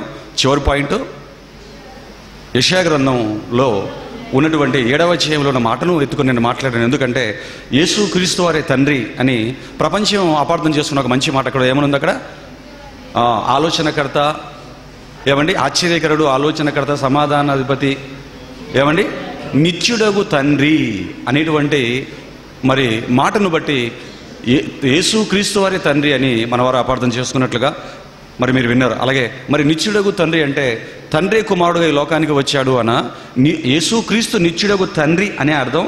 నిత్యుడగు తండ్రి అని పేరు పెట్టబడినానే దాని అర్థం. నిత్యుడగు తండ్రి అని యేసు క్రీస్తు వారికి ఆయన చేస్తున్న పనులను బట్టి, ఆయన యొక్క క్యారెక్టర్ను బట్టి తండ్రి తర్వాత తండ్రి అంతటి వాడుగా ఆ బాధ్యతను భుజస్కంధాల మీద వేసుకున్నాడు కనుక ఆ పేరును యేసుక్రీస్తు ప్రభుల వారికి మరి ఆపాదిస్తున్నట్లుగా, పేరు పెడుతున్నట్లుగా మనం చూసాం. మంచిది. మరి ఇక్కడ మనం లాస్ట్ పార్ట్ ఆపుకున్నాం. ఇకపోతే మరి తండ్రి కుమార పరిశుద్ధాత్మ త్రియేక దేవుడు అని అపార్థం చేసుకుంటున్న వారు వేటిని బట్టి అపార్థం చేసుకున్నారో, లేఖనాలలో వ్రాయబడినటువంటి ఏ మాటను బట్టి వారు అపార్థం చేసుకున్నారో మరి మనం జాగ్రత్తగా చూసుకుందాం. అటువంటి మరొక మంచి పాయింట్ నేను మీకు చెప్తాను, దయచేసి చూడండి. మరి హెబ్రీలకు రాసిన పత్రిక 9వ అధ్యాయము 16వ వచనం 17వ వచనంలో ఉన్న మాటను కూడా మరి మన వాళ్ళు అపార్థం చేసుకున్నారు. ఆ మాటను కూడా దయచేసి మీరు చూడండి. మరణ శాసనం గురించినటువంటి మాట అక్కడ ఉంటుంది. హెబ్రీలకు రాసిన పత్రిక 9వ అధ్యాయం 16వ వచనం 17వ వచనాన్ని మరి అక్కడ దేవుడు ఏం రాయించాడో దయచేసి మీ బైబిల్ విప్పి చూడండి. మరణ శాసనం ఎక్కడ ఉండునో అక్కడ మరణ శాసనము వ్రాసిన వాని మరణము అవశ్యము. ఆ శాసనము వ్రాసినవాడు మరణము పొందితేనే అది చెల్లును. అది వ్రాసినవాడు జీవించుచుండగా అది ఎప్పుడైనను చెల్లునా? చాలండి. ఈ మాటను తీసుకొని మన క్రైస్తవుల్లో చాలామంది ఏమనుకుంటున్నారు అంటే, మరి మరణ శాసనము ఎక్కడ ఉండునో, మరణ శాసనము ఎక్కడ ఉండునో, మరణ శాసనము రాసిన వారిని మరణము అవశ్యము అని బైబిల్లో దేవుడు చెప్పాడు కదండి. ఇందుకు మరణ శాసనం అనేది మరి ఎవరు రాశారు అంటే, తండ్రి అయిన దేవుడే మరణ శాసనాన్ని వ్రాశాడు. తండ్రి రాశాడు మరణ శాసనాన్ని. మరి తండ్రి మరణ శాసనాన్ని రాశాడు కనుక మరి ఆయన రాసినప్పుడు మరణ శాసనము రాసిన వారిని మరణం అవశ్యమని కూడా ఆయనే చెప్పాడు కనుక, అంటే మరణ శాసనాన్ని రాసిన వాడే ఈ లోకానికి వచ్చి మరణించాలి. కాబట్టి ఈ మాటను బట్టి మరణ శాసనం రాసిన తండ్రి అని యెహోవా దేవుడే యేసు క్రీస్తు వారుగా శరీరాన్ని ధరించి ఈ లోకానికి వచ్చి మరణించాడు. కాబట్టి యేసుక్రీస్తే తండ్రి, తండ్రే యేసుక్రీస్తు అని చెప్పారు. దేవుని పిల్లారా, మరి ఇది ఎంతవరకు వాస్తవం అంటే ఇది వాస్తవం కాదు. ఎందుకంటే ఇది అపార్థమే తప్ప అర్థం కాదు. జాగ్రత్తగా మీరు ఆలోచించండి. ఇది మనం అపార్థం చేసుకున్నారు తప్ప మన వారు ఇది అర్థం కాదండి. ఎందుకంటే మరి మరణ శాసనం ఎక్కడుండునో, మరణ శాసనం రాసిన వారిని మనం అవశ్యకం ఉన్నాడు కదా, తండ్రే రాశాడు, తండ్రే మరణించాలని చెబుతున్నాడు కదా. మరి ఇది ఎంతవరకు మన వాళ్ళు ఆలోచించింది వాక్యానుసారంగా ఉంది, ఇంతకు వాక్యం అలాగే ఉందా అని మనం జాగ్రత్తగా ఆలోచిస్తే, ఈ వాక్యాన్ని బైబిల్ క్రమంలో విభజించి ముందుకు వెళ్ళగలిగితే ఇంతకు మరణ శాసనం రాసింది ఎవరు, మరణ శాసనం రాసిన వాడు ఎవరో మనకు అర్థమైతే ఆ మరణించిన వారిని మరణం కూడా ఆవశ్యకమని అన్న సంగతి కూడా మనకు అర్థమవుతుంది. ఇకపోతే ఇంతకు మరణ శాసనాన్ని వ్రాసింది ఎవరు? యేసుక్రీస్తు వారు రాశారా, లేకపోతే తండ్రి అయిన దేవుడు రాశాడా? ఇది మనకు అర్థం కావాలి అంటే మరి బైబిల్ని మనం పరిశీలిద్దాం దేవుని పిల్లలారా. మరి బైబిల్ గ్రంథంలో యేసుక్రీస్తు వారు ఒక మంచి మాటను చెప్పాడు.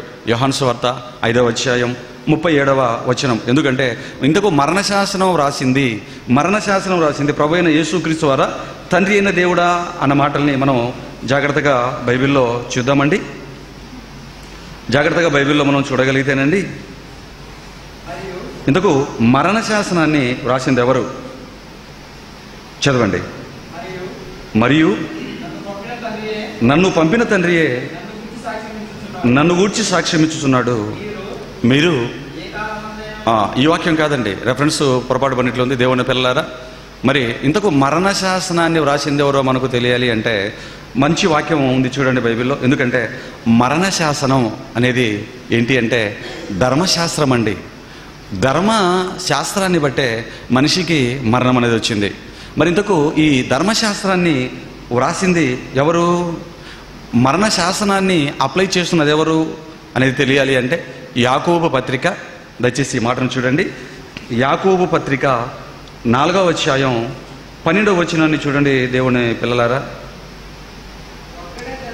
యాకోబు పత్రిక 4వ అధ్యాయం 12వ వచనం. ఎందుకంటే బైబిల్లో ఒక చోట వ్రాయబడిన మాటని అక్కడే నిలబడి మనం ఆలోచించి ఒక నిర్ణయానికి రాకూడదు.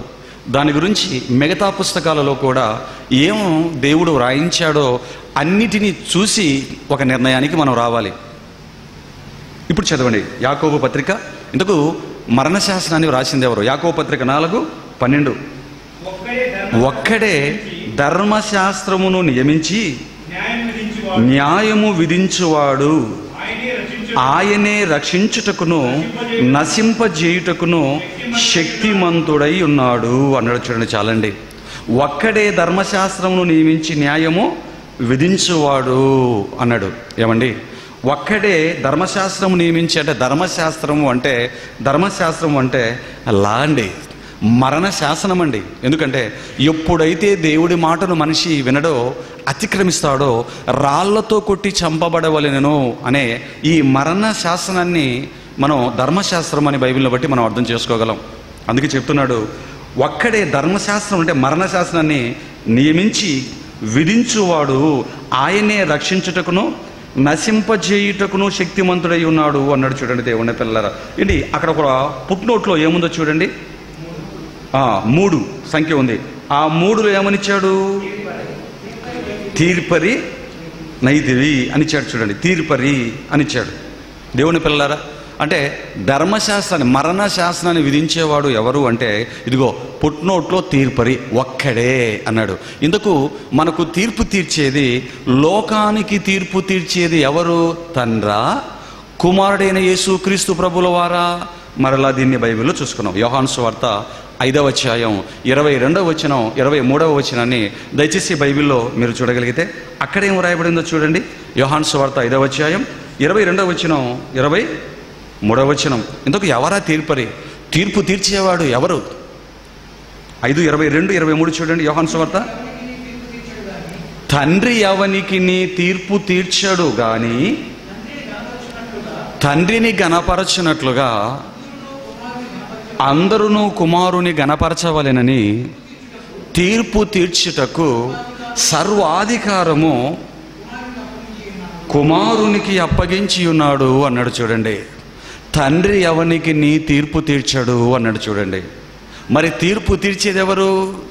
ధర్మశాస్త్రాన్ని నియమించి తీర్పు తీర్చేది ఎవరని మనకి ఇక్కడ అర్థమవుతుందండి. తీర్పు తీర్చడానికి సర్వాధికారం దేవుడు ఎవరికి ఇచ్చాడని చెప్తున్నాడు ఇక్కడ?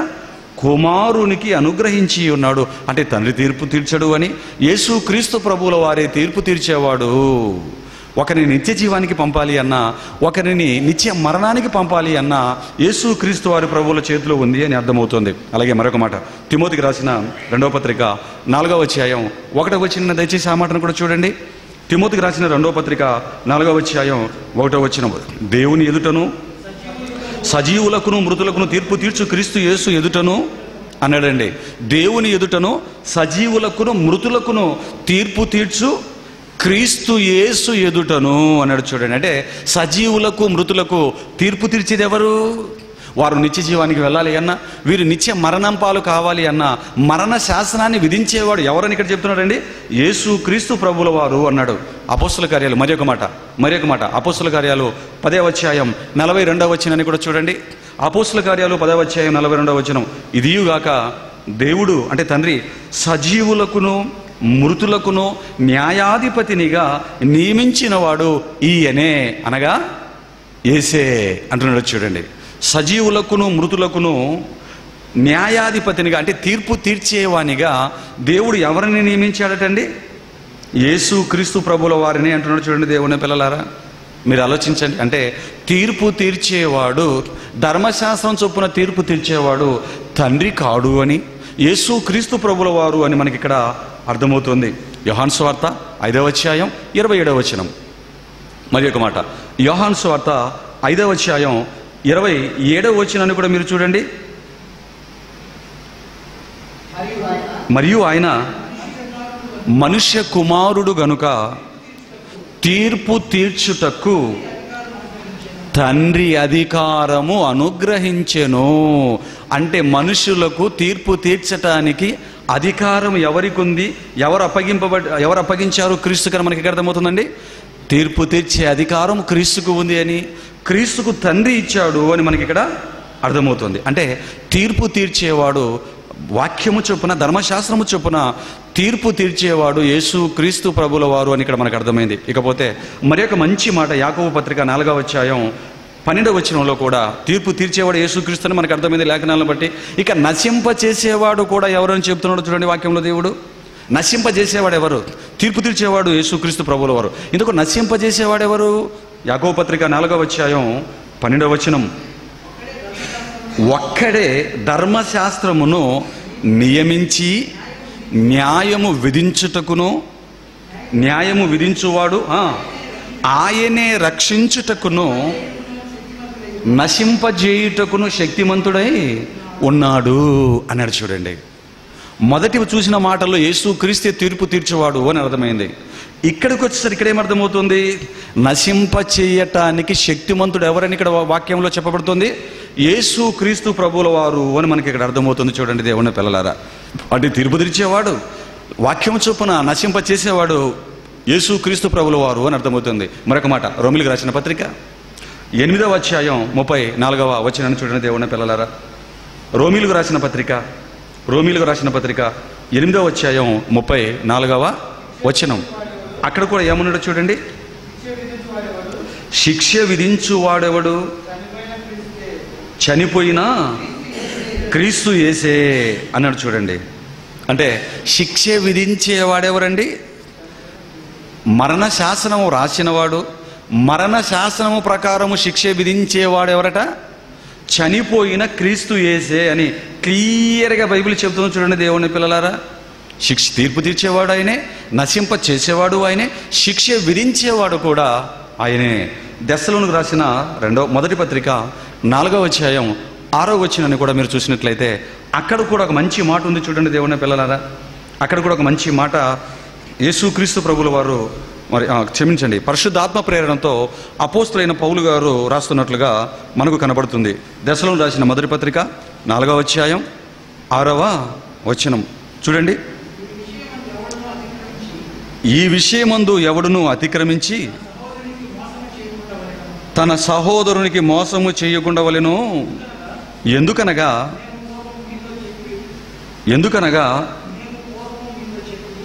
ప్రభు పూర్వము మేము మీతో చెప్పి సాక్ష్యమిచ్చిన ప్రకారము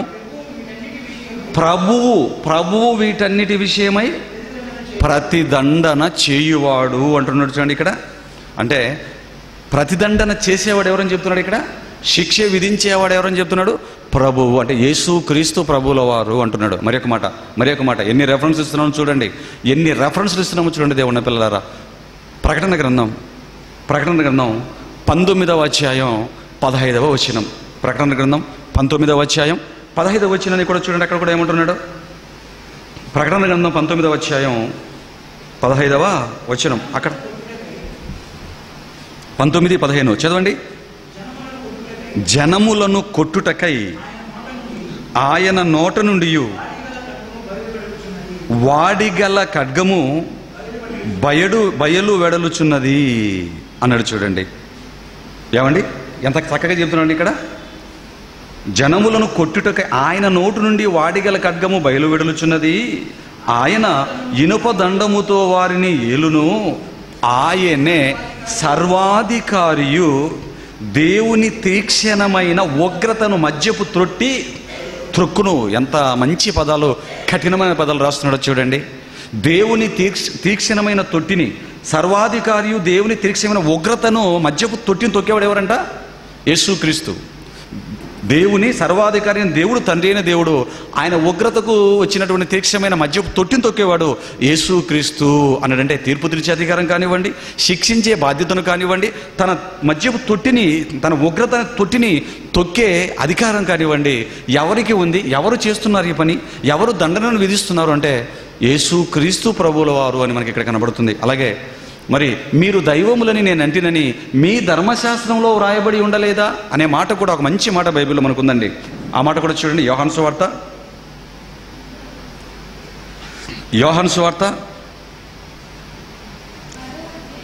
10వ అధ్యాయం 34వ వచనం. ఇంతకుముందు చాలాసార్లు మీకు పాటలో చెప్పాను కదా. యోహాను సువార్త 10వ అధ్యాయం ఏనన్నా 34వ వచనంలో కూడా ఏముందో చూడండి. అందుకు యేసు, మీరు దైవములని నేను అంటినని మీ ధర్మశాస్త్రంలో వ్రాయబడి ఉండలేదా అంటున్నాడు. చూడండి, మీరు దైవములని నేనంటినని మీ ధర్మశాస్త్ర గ్రంథంలో వ్రాయబడి ఉండలేదా అన్నాడు. చూడండి, అంటే ధర్మశాస్త్రాన్ని నియమించినవాడు, అంటే మరణశాస్త్రాన్ని విధించేవాడు ఎవరు అంటే తండ్రి కాదు అని, ప్రభువైన యేసు క్రీస్తుల వారేనని ఇక్కడ మనకు ఈజీగా అర్థమవుతుంది. ఇప్పుడు అక్కడికి రండి. హెబ్రీయులకు రాసిన పత్రిక, అక్కడి నుంచి వచ్చాం మనం ఇక్కడికి. హెబ్రీయులకు రాసిన పత్రిక 9వ అధ్యాయం 16-17 వచనాలకు మీరు వచ్చినట్లయితే ఇప్పుడు ఆ వాక్యానికి ఖచ్చితంగా ఈ మాటలన్నీ సెట్ అయిపోతాయి. చూడండి, అక్కడేమన్నాడు? హెబ్రీయులకు రాసిన పత్రిక 9:16 చదవండి దయచేసి. మరణ శాసనం ఎక్కడ ఉండునో తీయాలి. మరి మీరు ఫాస్ట్గా ఉండాలి, ఎందుకంటే ఈ పాటలన్నీ కూడా మరి అనేకులు చూడాలి అంటే ఫాస్ట్గా నేను వెళ్ళిపోతూనే. మరణ శాసనము ఎక్కడ ఉండునో అక్కడ మరణ శాసనము రాసిన వాని మరణం అవశ్యం అన్నాడు. చూడండి, అంటే ఇప్పుడు మనము ఆలోచించిన వాక్యం చక్కగా వాక్య క్రమంలో ఇమిడిపోతుంది. చూడండి, మరణ శాసనాన్ని వ్రాసింది తండ్రి అయితే మరి తండ్రి ఈ లోకానికి వచ్చి మరణించాలి. మరి తండ్రి గురించి బైబిల్లో ఏమని రాయబడి ఉంది? మొదటి రాజుల గ్రంథం 8వ అధ్యాయంలో నిశ్చయముగా దేవుడు ఈ లోకమందు నివాసము చెయ్యడు అని ఖచ్చితంగా వ్రాయబడింది మొదటి రాజుల గ్రంథం 8వ అధ్యాయంలో. అంటే తండ్రి అయిన దేవుడు ఈ లోకానికి రాడు అని, ఈ లోకంలో నివాసము చెయ్యడు అనే వాక్యం సరిపోతుంది. మరి మరణ శాసనం రాసింది యేసు క్రీస్తు అని. ఏమంటే ఇప్పుడు ఈ మాటను చదివితే మరణ శాసనము ఎక్కడ ఉన్నదో మరణ శాసనం రాసిన వాని మరణం అవశ్యం. అంటే ఇప్పుడు మరణ శాసనం రాసింది ఎవరని అర్థమైంది?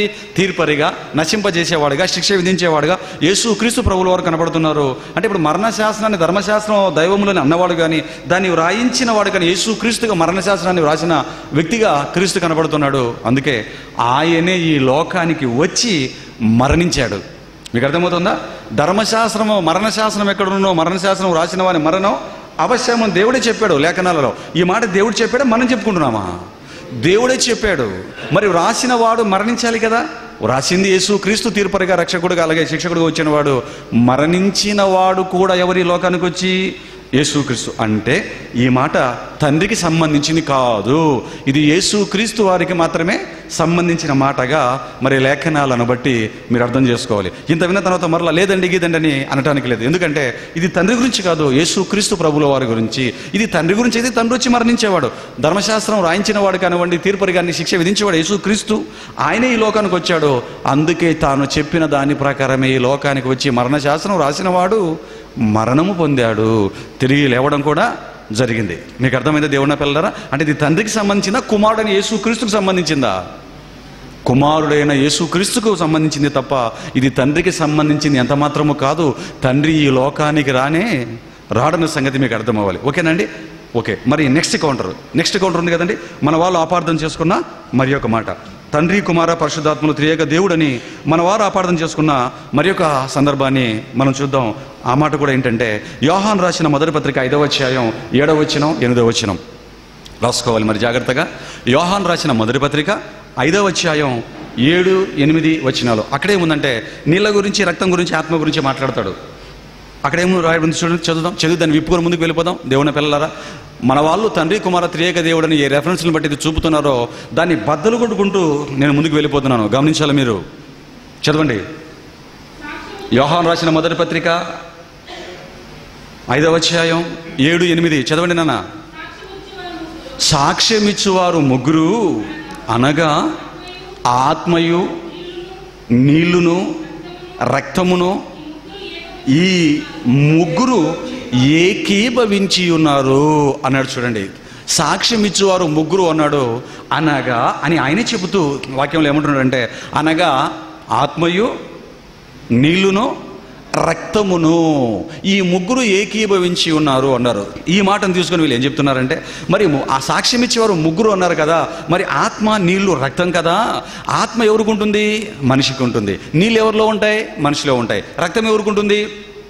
మనిషిలో ఉంటుంది. కాబట్టి ఆత్మ, నీళ్లు, రక్తము ఈ మూడు ఒకే మనిషికి ఉంటాయి. కాబట్టి మరి ఇక్కడ ఆ సాక్ష్యం ఇచ్చేవారు ముగ్గురు అన్నాడు.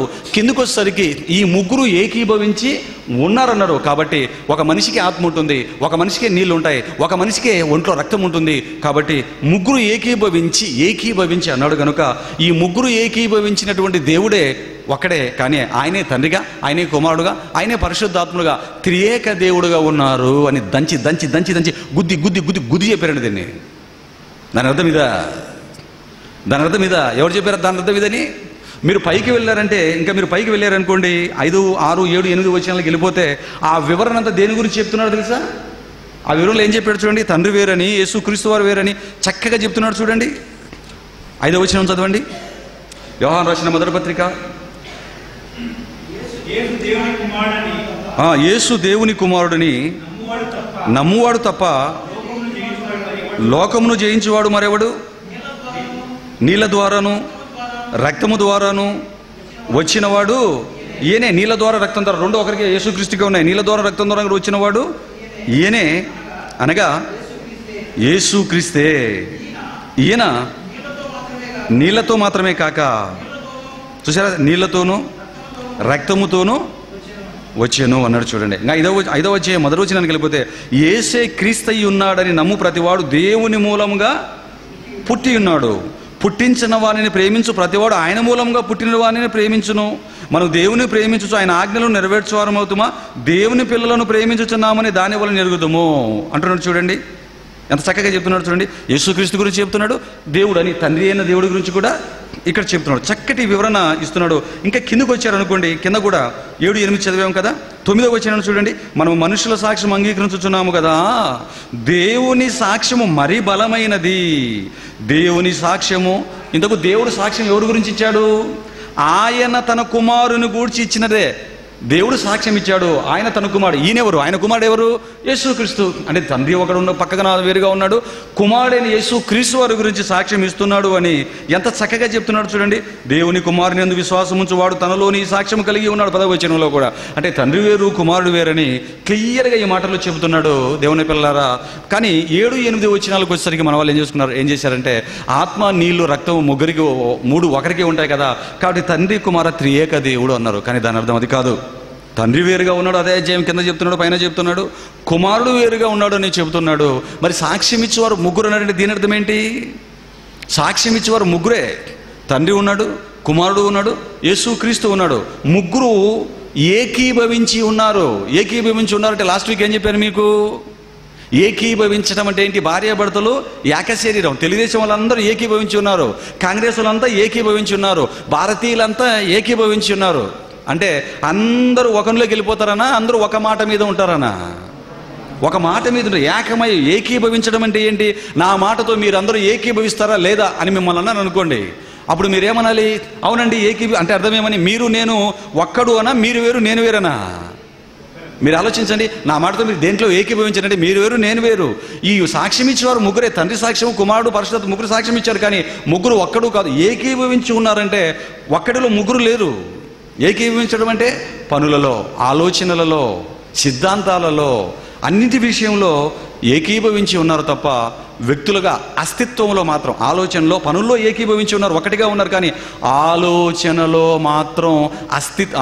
మాత్రం ఏకీభవించి ఉన్నారు. కానీ అస్తిత్వం విషయంలో మాత్రం, అస్తిత్వంలో వ్యక్తులుగా మాత్రం ముగ్గురుగా ఉన్నారని ఈ మాటను బట్టి మనకు అర్థం అవ్వాలి దేవుని పిల్లలారా. అంతే తప్ప ఈ మాటను పట్టుకుని మరలా ఏం చెప్పారంటే, మన వాళ్ళు కోడిగుడ్డు తెలుసు కదండి మీకు, కోడిగుడ్డు తెలుసు కదా, కోడిగుడ్డు పైన తెల్లగా పెంకులా ఉంటుంది, లోన వచ్చేసి మరి పచ్చగా సొన ఉంటుంది, ఆ తర్వాత చుట్టూ తెల్లగా ద్రవ పదార్థం ఉంటుంది కదండి.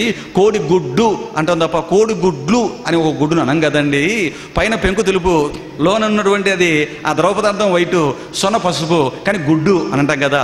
అలాగే దేవుడు దీన్ని బట్టి ఆత్మయు, నీళ్లు, రక్తము ముగ్గురు ఏకీభవించి ఉన్నారు, త్రియేక దేవుడు అన్నారు. గాడిది గుడ్డేం కాదు. కోడిగుడ్డుని తీసుకెళ్ళి దేవుని కలుపుతావా? కోడిగుడ్డుని తీసుకెళ్ళి దేవునికి పోలిక పెడతావా? ఆలోచించండి. సృష్టించిన వానిని సృష్టితో కలిపేస్తావా? నువ్వు సృష్టికర్తలను తీసుకుని వచ్చి సృష్టితో కలిపేస్తావా? అలా చేయకూడదండి అన్నాడు కూడా.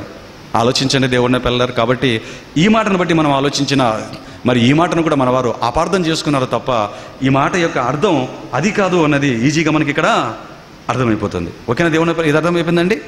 పక్కన ముగ్గురుగా ఉన్నారు తప్ప తండ్రి, కుమారుడు, పరిశుద్ధాత్మ ముగ్గురు అని క్లియర్గా చెప్తున్నాడు. ఇక్కడ ముగ్గురు ఏకీభవించి ఉన్నారు అంటున్నాడు. ముగ్గురు ఏకీభవించి ఉన్నారంటే అర్థమేమని? ముగ్గురు ఒక్కడనే, ముగ్గురు ఒక్కటి అనే? ఆలోచించండి మీరైనా కనీసం. ఈ ముగ్గురు ఏకీభవించి ఉన్నారంటే ముగ్గురు ఒక్కడని కాదు. ఏకీభవించడం అంటే ఏంటి? ఒరే మన ముగ్గురం కలిసి వాడిని కొడదామా అంటాం. అంటే ఏమని అర్థం? మన ముగ్గురం ఏకీభవించి వాడిని కొట్టేద్దామని. ముగ్గురు ఒక్కడని కాదు అర్థం. దయచేసి మీకు అర్థమైంది అనుకుంటున్నాను.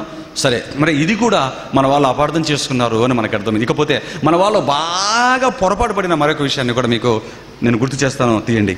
మరి జకర్యా గ్రంథం, ఎందుకంటే నేను వచ్చి మీ మధ్య నివాసము చేస్తాను అని తండ్రి అయిన దేవుడు పాత నిబంధనలో మాట్లాడిన మాటల్ని మన వాళ్ళు అపార్థం చేసుకున్నారు. ఆ మాటను కూడా దయచేసి చూడండి. జకర్యా గ్రంథం 2వ అధ్యాయం 10వ వచనం, 11, 12, 13వ వచనం కలిపి ఉంటాయి చూడండి దేవుని పిల్లలారా. జకర్యా గ్రంథం దయచేసి చూద్దామండి. జకర్యా గ్రంథం 2వ అధ్యాయం, జకర్యా గ్రంథం 2వ అధ్యాయం 10, 11 వచనాలు. సియోను నివాసులారా, నేను వచ్చి మీ మధ్యను నివాసము చేతులు సచ్చారండిగా. తండ్రి అయిన దేవుడే మాట్లాడి ఏం చెప్తున్నాడు? సియోను నివాసులారా, ఇశ్రాయేలీయులారా, నేను మీ మధ్యకు వచ్చి నివాసము చేతును, సంతోషముగా నుండి పాటలు పాడుడి, ఇదే యెహోవా వాక్కు. ఆ దినమున అన్యజనులు అనేకులు యెహోవాను హత్తుకొని నాకు జనులగుదురు. నేను మీ మధ్యన నివాసము చేతును. చూశారండి, నేను మీ మధ్యను నివాసము చేతును అంటున్నాడు. నేను మీ మధ్యకు వచ్చేస్తాను, నేను మీ మధ్యకు వచ్చేస్తానని ఈ మాటను చూశారు కదండి. ఈ మాటను చూసి మన వాళ్ళు ఏమనుకున్నారంటే, నేను వచ్చి మీ మధ్య నివాసం చేస్తాను అన్న ఈ మాటలు 10వ వచనంలో ఉన్న మాట, 13వ వచనంలో ఉన్నటువంటి ఈ మాటలను పట్టుకొని ఏమంటున్నారంటే, దేవుడింత క్లియర్గా చెబుతున్నాడు కదండి. యెహోవా దేవుడే మాట్లాడుతూ తండ్రి పాత నిబంధనలో ఇశ్రాయేలీయులతో మాట్లాడుతూ నేనే వచ్చి మీ మధ్యన నివాసం చేస్తాను అని ఇంత క్లియర్గా చెప్తున్నాడు. కాబట్టి ఈ మాటను బట్టి మన మధ్యకు ఎవరు రావాలి? ఇప్పుడు తండ్రి రావాలి. అంటే ఇప్పుడు మన మధ్యకు వచ్చింది యేసుక్రీస్తు మన మధ్యకు వచ్చాడంటే, అంటే యెహోవా దేవుడే యేసుక్రీస్తుగా మన మధ్యకు వచ్చారు అంటున్నారు. నిజంగా మరి ఈ మాటను మీరు, నేను చెప్పిన ఈ సబ్జెక్ట్ అంతా తెలియకుండా మీరు చదివారు అనుకోండి, మీకు కూడా ఏమనిపిస్తుందంటే, మరి దేవుడే ఇక్కడ ఇశ్రాయేలీయులతో మాట్లాడుతూ ఇదిగో సియోను కుమారి నేను మీ మధ్యకు వస్తాను, మీ మధ్య నివాసం చేస్తాను అన్నాడు. కాబట్టి మరి వాగ్దానం చేసిన వాడు మాట తప్పుతాడా? తప్పడు కదా. మరి దేవుడే వస్తానన్నాడు కదండి, మరి వస్తానని చెప్పిన దేవుడు మాట ఇచ్చిన వాడు తప్పకుండా ఉంటాడా? నెరవేర్చకుండా ఉంటాడు? తప్పుతాడా? నెరవేరుస్తాడు. మరి వచ్చేసాడు కదా, కాబట్టి మన మధ్యకు వచ్చింది యేసుక్రీస్తు కాబట్టి, అంటే తండ్రే యేసుక్రీస్తుగా పాత నిబంధనలో వాగ్దానం చేశాడు కనుక, ఓల్డ్ టెస్టిమెంట్లో వాగ్దానం చేశాడు కనుక, వస్తానని నివాసం ఈ మధ్య చేస్తానని చెప్పాడు కనుక, తండ్రే యేసుక్రీస్తుగా శరీరాన్ని ధరించి మన మధ్యకు మరి వచ్చాడు అని చెబుతున్నాడు. చూడండి దేవుని పిల్లలారా, ఈ మాటను చదువుతున్నప్పుడు ఇలాగ ఆలోచిస్తున్నప్పుడు అవును కదా, ఇంకా దీనికి తిరిగేముంది అనుకుంటారు. అనిపిస్తుందా? మీకు కూడా అనిపిస్తుందా? సరే, మరి దేవుడు పాత నిబంధనలో చెప్పిన ఈ మాట, నేను వచ్చి మీ మధ్య నివాసం చేస్తానని చెప్పిన మాట, మరి తండ్రే ఈ లోకానికి వచ్చాడా? యేసు క్రీస్తు ప్రభుల వారుగా శరీరాన్ని ధరించుకొని వచ్చాడా? లేకపోతే తండ్రి వేరు కుమారుడు వేరుగా ఉన్నాడా అన్నదాన్ని కూడా మనం ఆలోచిద్దాం. దేవుని పిల్లలారా, మనం ఆలోచిద్దాం. ఇకపోతే యేసు క్రీస్తు వారు మాట్లాడుతున్న ఒక మంచి మాటని ఈ సందర్భంలో మీరు దయచేసి చూడవలసిందిగా క్రీస్తు పేరట మిమ్మల్ని నేను వేడుకుంటున్నాను. మత్తయి సువార్త 23వ అధ్యాయంలో 9వ వచనంలో యేసు క్రీస్తు వారు ఈ లోకానికి వచ్చి ఏమంటున్నాడో చూడండి. మత్తయి సువార్త 23వ అధ్యాయం, మత్తయి సువార్త 23వ అధ్యాయం 9వ వచనం, మరియు భూమి మీద ఎవనికైనానో తండ్రి అని పేరు పెట్టవద్దు, ఒక్కడే మీ తండ్రి, ఆయన్నే నేను వచ్చేసాను మీ మధ్యకి అంటున్నాడు. అక్కడ ఒక్కడే మీ తండ్రి, ఆయన ఎక్కడున్నాడు? ఆయన పరలోకమందున్నాడు అంటున్నాడు. ప్రియులరా, భూమి మీదకి వచ్చిన యేసు క్రీస్తు ప్రభుల వారు తండ్రి గురించి ఏం మాట్లాడుతున్నాడు అంటే, మీ తండ్రి పరలోకమందున్నాడు అంటున్నాడు. ఈయన ఎక్కడున్నాడు? భూమి మీద మనుషుల మధ్య ఉన్నాడు. భూమి మీదకి వచ్చిన యేసు క్రీస్తు ఏం మాట్లాడుతున్నాడు? నేనే పాత నిబంధనలో చెప్పిన వ్యక్తిని, నేనే తండ్రినే యేసుక్రీస్తుగా వచ్చాను అనటం లేదు. ఇదిగో నేను శరీరకంగా మీ మధ్య ఉన్నాను, కానీ మన తండ్రి ఒక ఆయన ఉన్నాడు. ఆ తండ్రి ఎక్కడున్నాడని చెప్తున్నాడు? ఆయన పరలోకంలో ఉన్నాడు అంటున్నాడు. భూమి మీద యేసుక్రీస్తుంటూ తండ్రిని పరలోకంలో ఉంటున్నాడు అంటున్నాడు. మరి ఏంటిది అంటే? వచ్చింది తండ్రా కుమారుడా? మీ తండ్రి పరలోకంలో ఉన్నాడు అని భూమి మీద ఉన్న యేసుక్రీస్తు చెబుతున్నాడు అంటే, వచ్చింది భూమి మీదకి తండ్రే కుమారుడా? తండ్రి మాత్రం పరలోకంలోనే ఉన్నాడు, యేసుక్రీస్తు మాత్రం ఈ లోకానికి వచ్చాడు. ఆలోచించండి దేవుని పిల్లలారా. కాబట్టి మరి పాత నిబంధనలో జకర్యా గ్రంథంలో మరి తండ్రి అనే దేవుడు యూదులతో చెప్పిన ఆ మాట ఏంటి? నేను వచ్చి మీ మధ్యన నివాసం చేస్తానంటే అర్థం ఏంటి తెలుసా? ఆయన వచ్చి మన హృదయాలలో నివాసం చేస్తాడండి. మన మధ్యకు రాడు. ఈ లోకంలో మానవ మట్టి దేహాల మధ్యకు రాడు, లోనికి వస్తాడు. మీలో నివాసము చేస్తాను అని దాని అర్థం. ఇంకా మీకు అర్థం కావాలి అంటే ఇంకా ఒక మంచి మాటను బైబిల్లో రాశాడండి దేవుడు. ఎందుకంటే నేను వస్తాను అనగానే తండ్రి వస్తాడని కాదు. అలాగనుకుంటే యేసుక్రీస్తు తండ్రి పరలోకమందు ఉన్నాడు అన్నాడు. నేను వస్తాను అంటే మరి యేసుక్రీస్తు వారు ఈ లోకములోనికి ఎవరి నామంలో వచ్చాడు? యేసుక్రీస్తు వారి లోకములోకి ఎవరి నామంలో వచ్చాడండి? తండ్రి అయిన యెహోవా దేవుని నామంలో వచ్చాడు అని ఆయనే అన్నాడా? యోహాను సువార్త 5వ అధ్యాయం 43వ వచనం చూడండి. యోహాను సువార్త 5వ అధ్యాయం 43వ వచనం. యోహాను సువార్త 5:43 ఏమన్నాడు చూడండి యేసుక్రీస్తు ప్రభుల వారు? నేను నా తండ్రి నామమున వచ్చి ఉన్నాను అన్నాడు. తండ్రి నామములో వచ్చి ఉన్నాను అన్నాడు. చూడండి, తండ్రి నామములో తండ్రి నామము కలిగి వచ్చాడు. అంతేనా? తండ్రి నామములో తండ్రి నామాన్ని కలిగి వచ్చాడు. అందుకే యెషయా గ్రంథం 7వ అధ్యాయంలో మీకు చూపించాను లాస్ట్ వీక్ రెఫరెన్స్లో. మరి ఆశ్చర్యకరుడు, ఆలోచనకర్త, సమాధానాధిపతి, నిత్యుడగు తండ్రి, ఇవన్నీ కూడా తండ్రి కూడా అప్లై అవుతాయి. తండ్రికి ఉన్నటువంటి నామాలన్నీ కూడా ఎవరు ధరించుకున్నారు మరలా భూమి మీదకి వచ్చి? యేసుక్రీస్తు ప్రభువుల వారు. అంటే తండ్రి నామములో వచ్చాడండి. పాత నిబంధనలు జకర్యా గ్రంథంలో చెప్పిన మాటకు అర్థం ఏంటి? ఇదిగో నా తండ్రి నామములో నేను వస్తాను అని అర్థం. మరి యేసుక్రీస్తు తండ్రి నామంలో వచ్చాడా? ఏమండి, తండ్రికి ఏ పేరైతే ఉంటుందో పిల్లలకు కూడా అదే పేరు వస్తుందండి? రాదా? ఆడపిల్లలకు వస్తుంది, పెళ్ళి అయ్యేటంత వరకు ఆడపిల్లలకు వస్తుంది, మరి ఎప్పుడు కూడా మగపిల్లలకి అందరికీ వస్తుంది. అంతేనా కదా? అమితాబ్ బచ్చన్ ఉన్నాడు. అమితాబ్ బచ్చన్ అన్నాడా? అమితాబ్ బచ్చన్ కొడుకు పేరు ఏం పేరు? అభిషేక్ బచ్చన్. ఎవరి నామం ఇది? ఎవరి నామాన్ని బట్టి వచ్చింది ఇది? వాళ్ళ నాన్న నామాన్ని బట్టి ఈయనకు వచ్చింది. ఆయన అమితాబ్ బచ్చన్, ఈయన అభిషేక్ బచ్చనా, ఈయన అభిషేక్ బట్కారీనా, లేదా అభిషేక్ రెడ్డా? ఆలోచించండి. కమల్ హాసన్ ఉన్నాడా? కమల్ హాసన్. ఆయన బిడ్డ పేరు ఏం పేరు? శృతి హాసన్. చూసారా? అంటే వారి తండ్రి నామం ఈ బిడ్డకు వచ్చిందా? తండ్రి నామం? తండ్రి అయిన దేవుడి నామం యేసుక్రీస్తుకు వచ్చిందండి. మీరు హెబ్రీ భాషలోకి వెళ్ళిపోతే హెబ్రీ భాషలో తండ్రి అయిన దేవుడి పేరు ఏమని రాయబడిందో తెలుసా అండి? యా వే, యా వే అంటాడు. యేసుక్రీస్తు నామం ఏమని రాయబడిందో తెలుసా అండి? యా షువా మెస్సియా అంటాడు. యా వే, యా షువా. కమల్ హాసన్, శృతి హాసన్. మీకు అర్థమవుతుందా? అర్థం కాలేదా? తండ్రి నామం ఎలాగైతే బిడ్డలకు వస్తుందో, తండ్రి అయిన దేవుని నామం కూడా ఎవరు ధరించుకొని వచ్చారు? యేసుక్రీస్తు ప్రభుల వారు ధరించుకొని వచ్చారు. ఇంకా మీకు ఈ మూడు విడిపోకపోతే, ఇంకా దీన్ని బద్దలు కొట్టి రెఫరెన్స్లు ఇంకా చూపిస్తాను మీకు. చూడండి, బైబిల్లో కీర్తనల గ్రంథం 121వ అధ్యాయం 4వ వచనం. కీర్తనల గ్రంథం 121వ అధ్యాయం 4వ వచనం. అక్కడ ఏమన్నాడంటే, ఇశ్రాయేలును కాపాడువాడు కునుకడు నిద్రపోడు అన్నాడు. ఎవరు ఇశ్రాయేలును కాపాడువాడు? తండ్రి అయిన దేవుడు.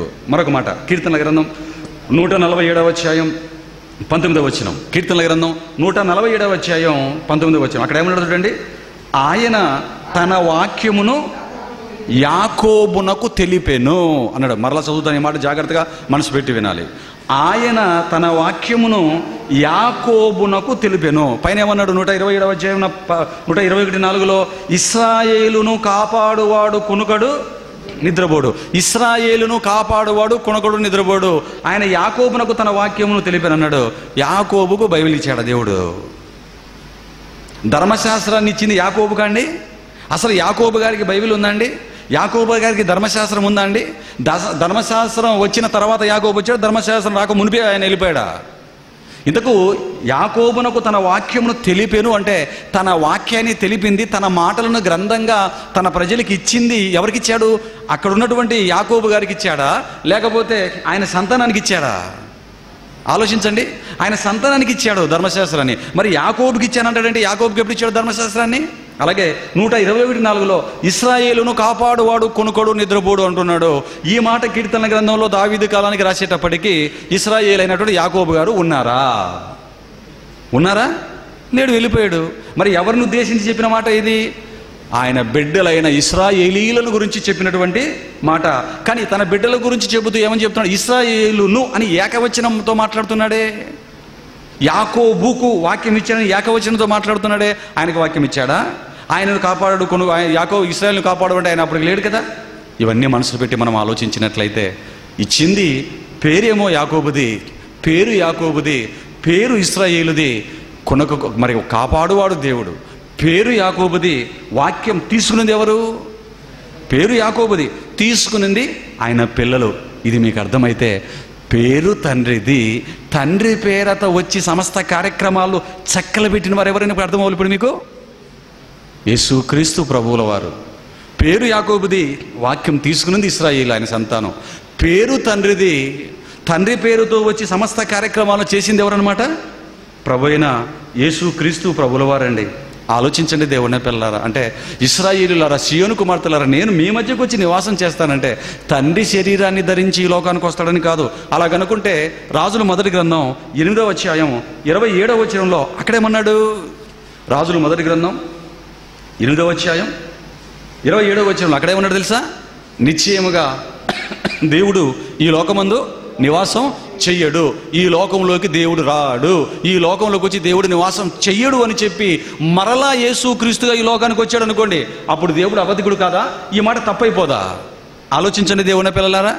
నిశ్చయముగా దేవుడు ఈ లోకమందు నివాసం చేయడు అంటే మరలా దేవుడు వచ్చి యేసుక్రీస్తుగా ఈ లోకంలోకి వచ్చి పడుకొని నివాసం చేసి వెళ్ళిపోతే అది అబద్ధికుడు కాదా?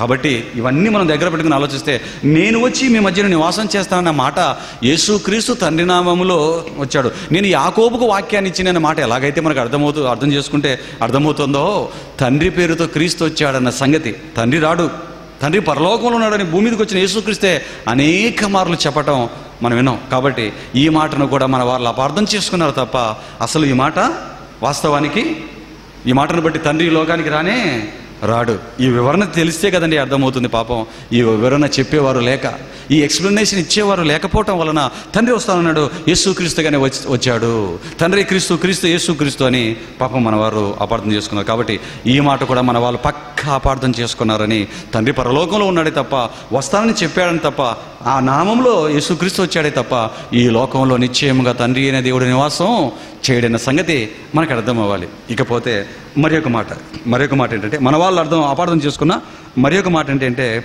నేనే ఆయనను.